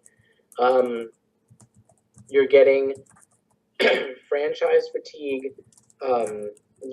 There's not enough innovation within the system, at least with major developers. And here's where the weird thing is, because here's where we're differing from the collapse of the gaming industry, is that there was no such thing as an indie developer during the 1980s crash. And you'll notice that as EA and games like that, their quality goes down and their player base kind of pulls back a little bit. You'll notice that there's more and more indie developers popping up with one-hit wonder games like Subnautica and stuff like that, where you just kind of there's this studio that comes through, makes one game that's of excellent quality, and then you don't hear from them again. Um, or you hear from them and like their subsequent titles just don't live up to the same ingenuity and hype as their first like flagship title. Or you have mini corporations like Bethesda that repeatedly deliver fairly decent quality games, and show passion and dedication to their work. And then you have Nintendo, which is just like the god of the gaming industry. Like I don't think there's much you could, unless Nintendo got bought out by EA Oh and God. they gave you like, oh, you want a super mushroom, you have to pay $400, kind of thing. That would be awful. Oh my God. But I couldn't imagine microtransactions in a Nintendo game. That'd be horrible. yeah, well, they had them in the most recent Smash game. Oh They really? had you had to buy additional characters, but like that's Well, it's I mean Super that's Smash Brothers. DLC. Like that's not even microtransactions. And they have amiibos, which people are actually not see here. I personally was like, oh, you get an amiibo, you pay for the amiibo, and you can get extra content in your games. That sounds a lot like DLC that you physically hold. Um, and it's not, apparently people were all for it because they get like this little figurine that they can show off their passion for the franchise, and they get little bonuses in the games that they play. So apparently, and see, I would not have agreed with this, but kudos to them, they saw something that I didn't, I guess. Yeah. The amiibos were a huge hit. In fact, the criticism was that they didn't make enough of them. Yes, um, and I don't know if you saw the game theory video, but there was significant evidence that they did that on purpose to drive up the value. but the problem is they made a mistake. The mistake that they made was that the value went up not for Nintendo, but for the scalpers. Yeah, yeah, for the And they resellers. realized, yeah, people. I don't think they expected people to go out buy 40 of the limited edition Zelda figurines and then sell them for 12 times the price. Because they definitely rolled back on that. I think they realized they bit off more they can chew with that. Yeah, and the amiibos are interesting in that respect because yeah, they do add some content. I know a lot of games where it's just oh you get this Smash character amiibo and you get to play as that character in the game. Or I'm trying to think of another one, Yoshi's Woolly World. Say that's a game I played where you get a different character and like that character can use new abilities and maybe it makes a couple of the levels earlier in the game easier to play.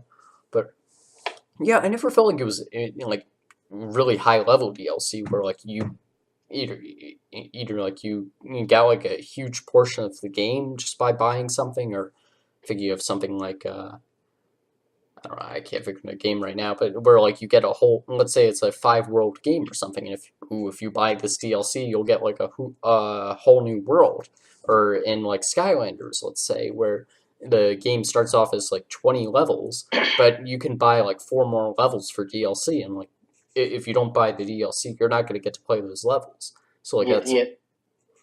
Skylanders is DLC the game. yeah, no, it definitely is. And I mean, that's the entire idea. And like, there are Yeah, actually huge portions of every level where like, if you don't have like a specific character or like a specific character that pertains to the what is it like the I don't know, energy value or like the element. That's what I'm thinking, not energy value. That was stupid. The element that like if you don't have a character that has like a fire element or a water element, you can't play like a fourth of the level because like it will have literally like a pay gate almost where it's like, hey, if you put this character on your little portal, then you can go play this part of the level, and if you don't, well, you got to keep going, buddy. yeah. I saw a. This is what pissed a lot of Crash Bandicoot fans off was that Crash Bandicoot's biggest brand new content thing was a Skylanders, you know, amiibo thing. Like Okay. not an amiibo, but like a Skylanders character with some levels based off of Crash Bandicoot. And what really pissed them off is I don't know if you know who Crash Bandicoot is, but he's a mute character, and they had him talk, and he has like an Australian accent, Oh and my it's really god. bad. It would be like if Mario started talking and he was like, "Yo, Luigi, what's up, my brother?" And it was so awful. And people are like, "I can't believe they did this to my franchise." Um, And speaking of that, like I was just seeing, I don't know if you saw this, but apparently in the most recent Pokemon movie, they gave Pikachu a voice. what? Yeah, like What? I don't know what movie it was exactly, or even how I saw this, but it apparently it was so bizarre because like I was watching it. I think it was Film Theory, but I'm not entirely sure. But maybe it's Game Theory, whatever. I watch Game Theory a lot, in case you can't tell. But yeah, but props to Matt Pat, whatever. But like it was showing like the scene, and like Ash was like, "Oh, Pikachu, are you going to die? Are you all right?" And like it just started talking. It was the most bizarre thing. And That's so weird. I don't know if it's the most recent movie or the most recent episode or whatever, but you have to see it because it was the most ridiculous thing. I'll see if I can hunt it down to you and send it to you. I'll Yeah, definitely put it please in the do. My God, that is weird. definitely put it in the Taking description. But yeah, yeah, taking some bold steps there, pal. Like wow. yeah, Oof. okay. Oh yeah, it was like so now I remember what the context was. So like Ash was asking Pikachu like why he never wanted to go in the Pokeball because obviously that's a big thing in Pokemon where like Pikachu for some reason doesn't want to go in the Pokeball and like it wants to stay outside. And then it just started talking. That's pretty, and that relates back to that whole like PETA thing where it's like, well, I don't want to go in the Pokeball. It's like, what happens to Pokemon in the Pokeball? Do they like cease to exist temporarily? Like, there's like whole fan theories on like how cruel and unusual like punishment the Pokeball thing is, and that's pretty funny because it's like kids show, and then people take it like to the next level with crazy theories about like their soul suffers for eternity inside of the Pokeball until they're released, kind of thing. Yeah. Okay, here. This is okay. I found a video of it. I think I can get away with playing the segment of it without getting any copyright infringement, especially because it's a video and not actually an audio file. But here, let me try and play this for everyone so they can hear like the ridiculousness of this. Pikachu, why won't you get in the Pokeball?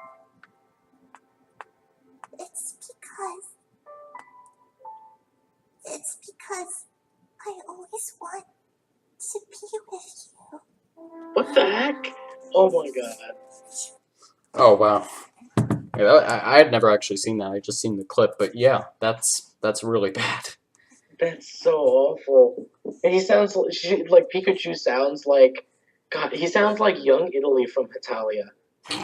Yeah, That's what he sounds like. that's a good comparison. Yeah. Oh my god. I wonder if it's the same voice actor. I wouldn't be surprised. Huh. But yeah, they do go around. Yeah, that's probably one of my favorite parts about anime is that like in TV shows you don't always have recognizable voice actors. I mean, there are exceptions like Bender from Futurama. Yeah. That's Joe DiMaggio. He's a pretty famous voice actor, but you typically hear the same people in dubs of anime, and it's kind of interesting to be like, oh, he played what's his name in this anime. That's another thing that I enjoy about anime. Yeah, and like, oh, I really liked him. I'm glad to see he's in this anime. I'm gonna like this anime more. Yeah, because you like they have like good voice acting talent, and you're like, great. Um, that goes both ways though. Sometimes there are voice actors and it's like, why did they pick them? Yeah, Like, or it's like the voice actor that you really like is now playing a terrible character, and like, oh, don't ruin him for me. But or like they kill off the character with a good voice actor, and you're like, well, that's a waste. That yeah, was a waste of talent. but you definitely watch dubs more than subs. I can't maintain focus on like the screen enough to watch a sub for some reason. Because I like to text like my friends while I'm watching TV. Because like I'll text like Liam for example, while I'm watching a show, and like it just doesn't work for me to have to read the sub because I'll find myself having to like rewind. Like there are some shows that I've avoided watching specifically because they're sub only. Oh, okay. Yeah, it seems like it's a really elitist thing in anime where like people are like, no, you have to watch the sub because that's how it was originally intended. But it wasn't really originally intended so that you were spending half the time that you're watching it staring at a bunch of words. So I think it's a stupid argument personally, but whatever. Yeah, because there are really great um, like voice actors for the dubs, like really good. Apparently, uh, uh, God, Samuel L. Jackson does dubs for some anime. Oh, really? That's Yeah, interesting. he's done dubs for anime. I haven't seen any of the ones he's in because they tend to be a very gritty kind of like street anime. Like I don't know if you've seen the Boondocks, but kind of that style of anime. Okay. Um, and yeah, they're interesting. But there's this funny video that he's like, somebody asked him because I guess they heard him in an anime and weren't really sure if it was him. They were like, "Do you like anime?" And he's like, "Yeah, I love anime and hentai too." And then just skips to the next question. But yeah, Samuel L. Jackson apparently not only watches but participates in the anime. Yeah, that's pretty cool. It Yeah, always seems like those people come out of the woodworks about it, which sucks that like that's how it's portrayed. But like, I don't know why it's not cool and more accepted in Western media. And like, it's always, oh, you're that kind of person. well, it's almost subconsciously accepted because like I've definitely had people where they're like, "Oh yeah, I love Dragon Ball Z, but I hate anime." And I was like, "You realize that Dragon Ball Z is quite literally an anime that they've dubbed and tricked you into thinking is a Western cartoon." Yeah, that's pretty stupid. Okay, Yeah, I think that about wraps up everything. I think we came full circle back from the economics thing finally. So yeah. We kind of went through little cycles of our own through this little conversation. yeah, that was interesting. Remember when we were talking about Star Wars, guys? Yeah. I All still have that. more to talk about on that. Well, we didn't answer that question. Is Star Wars an anime? And No, no, we the didn't. answer is yes and no because there is a Star Wars anime, but there's not. I would not say that the movies are anime. Yeah, no, definitely not the movies. You can make an argument for the Clone Wars series, maybe, and even the Star Wars anime itself. But yeah, not the main line. But that's beside the purpose. I think we got to somewhere that we enjoyed, anyways. Yeah, I agree. It was really nice talking to you again.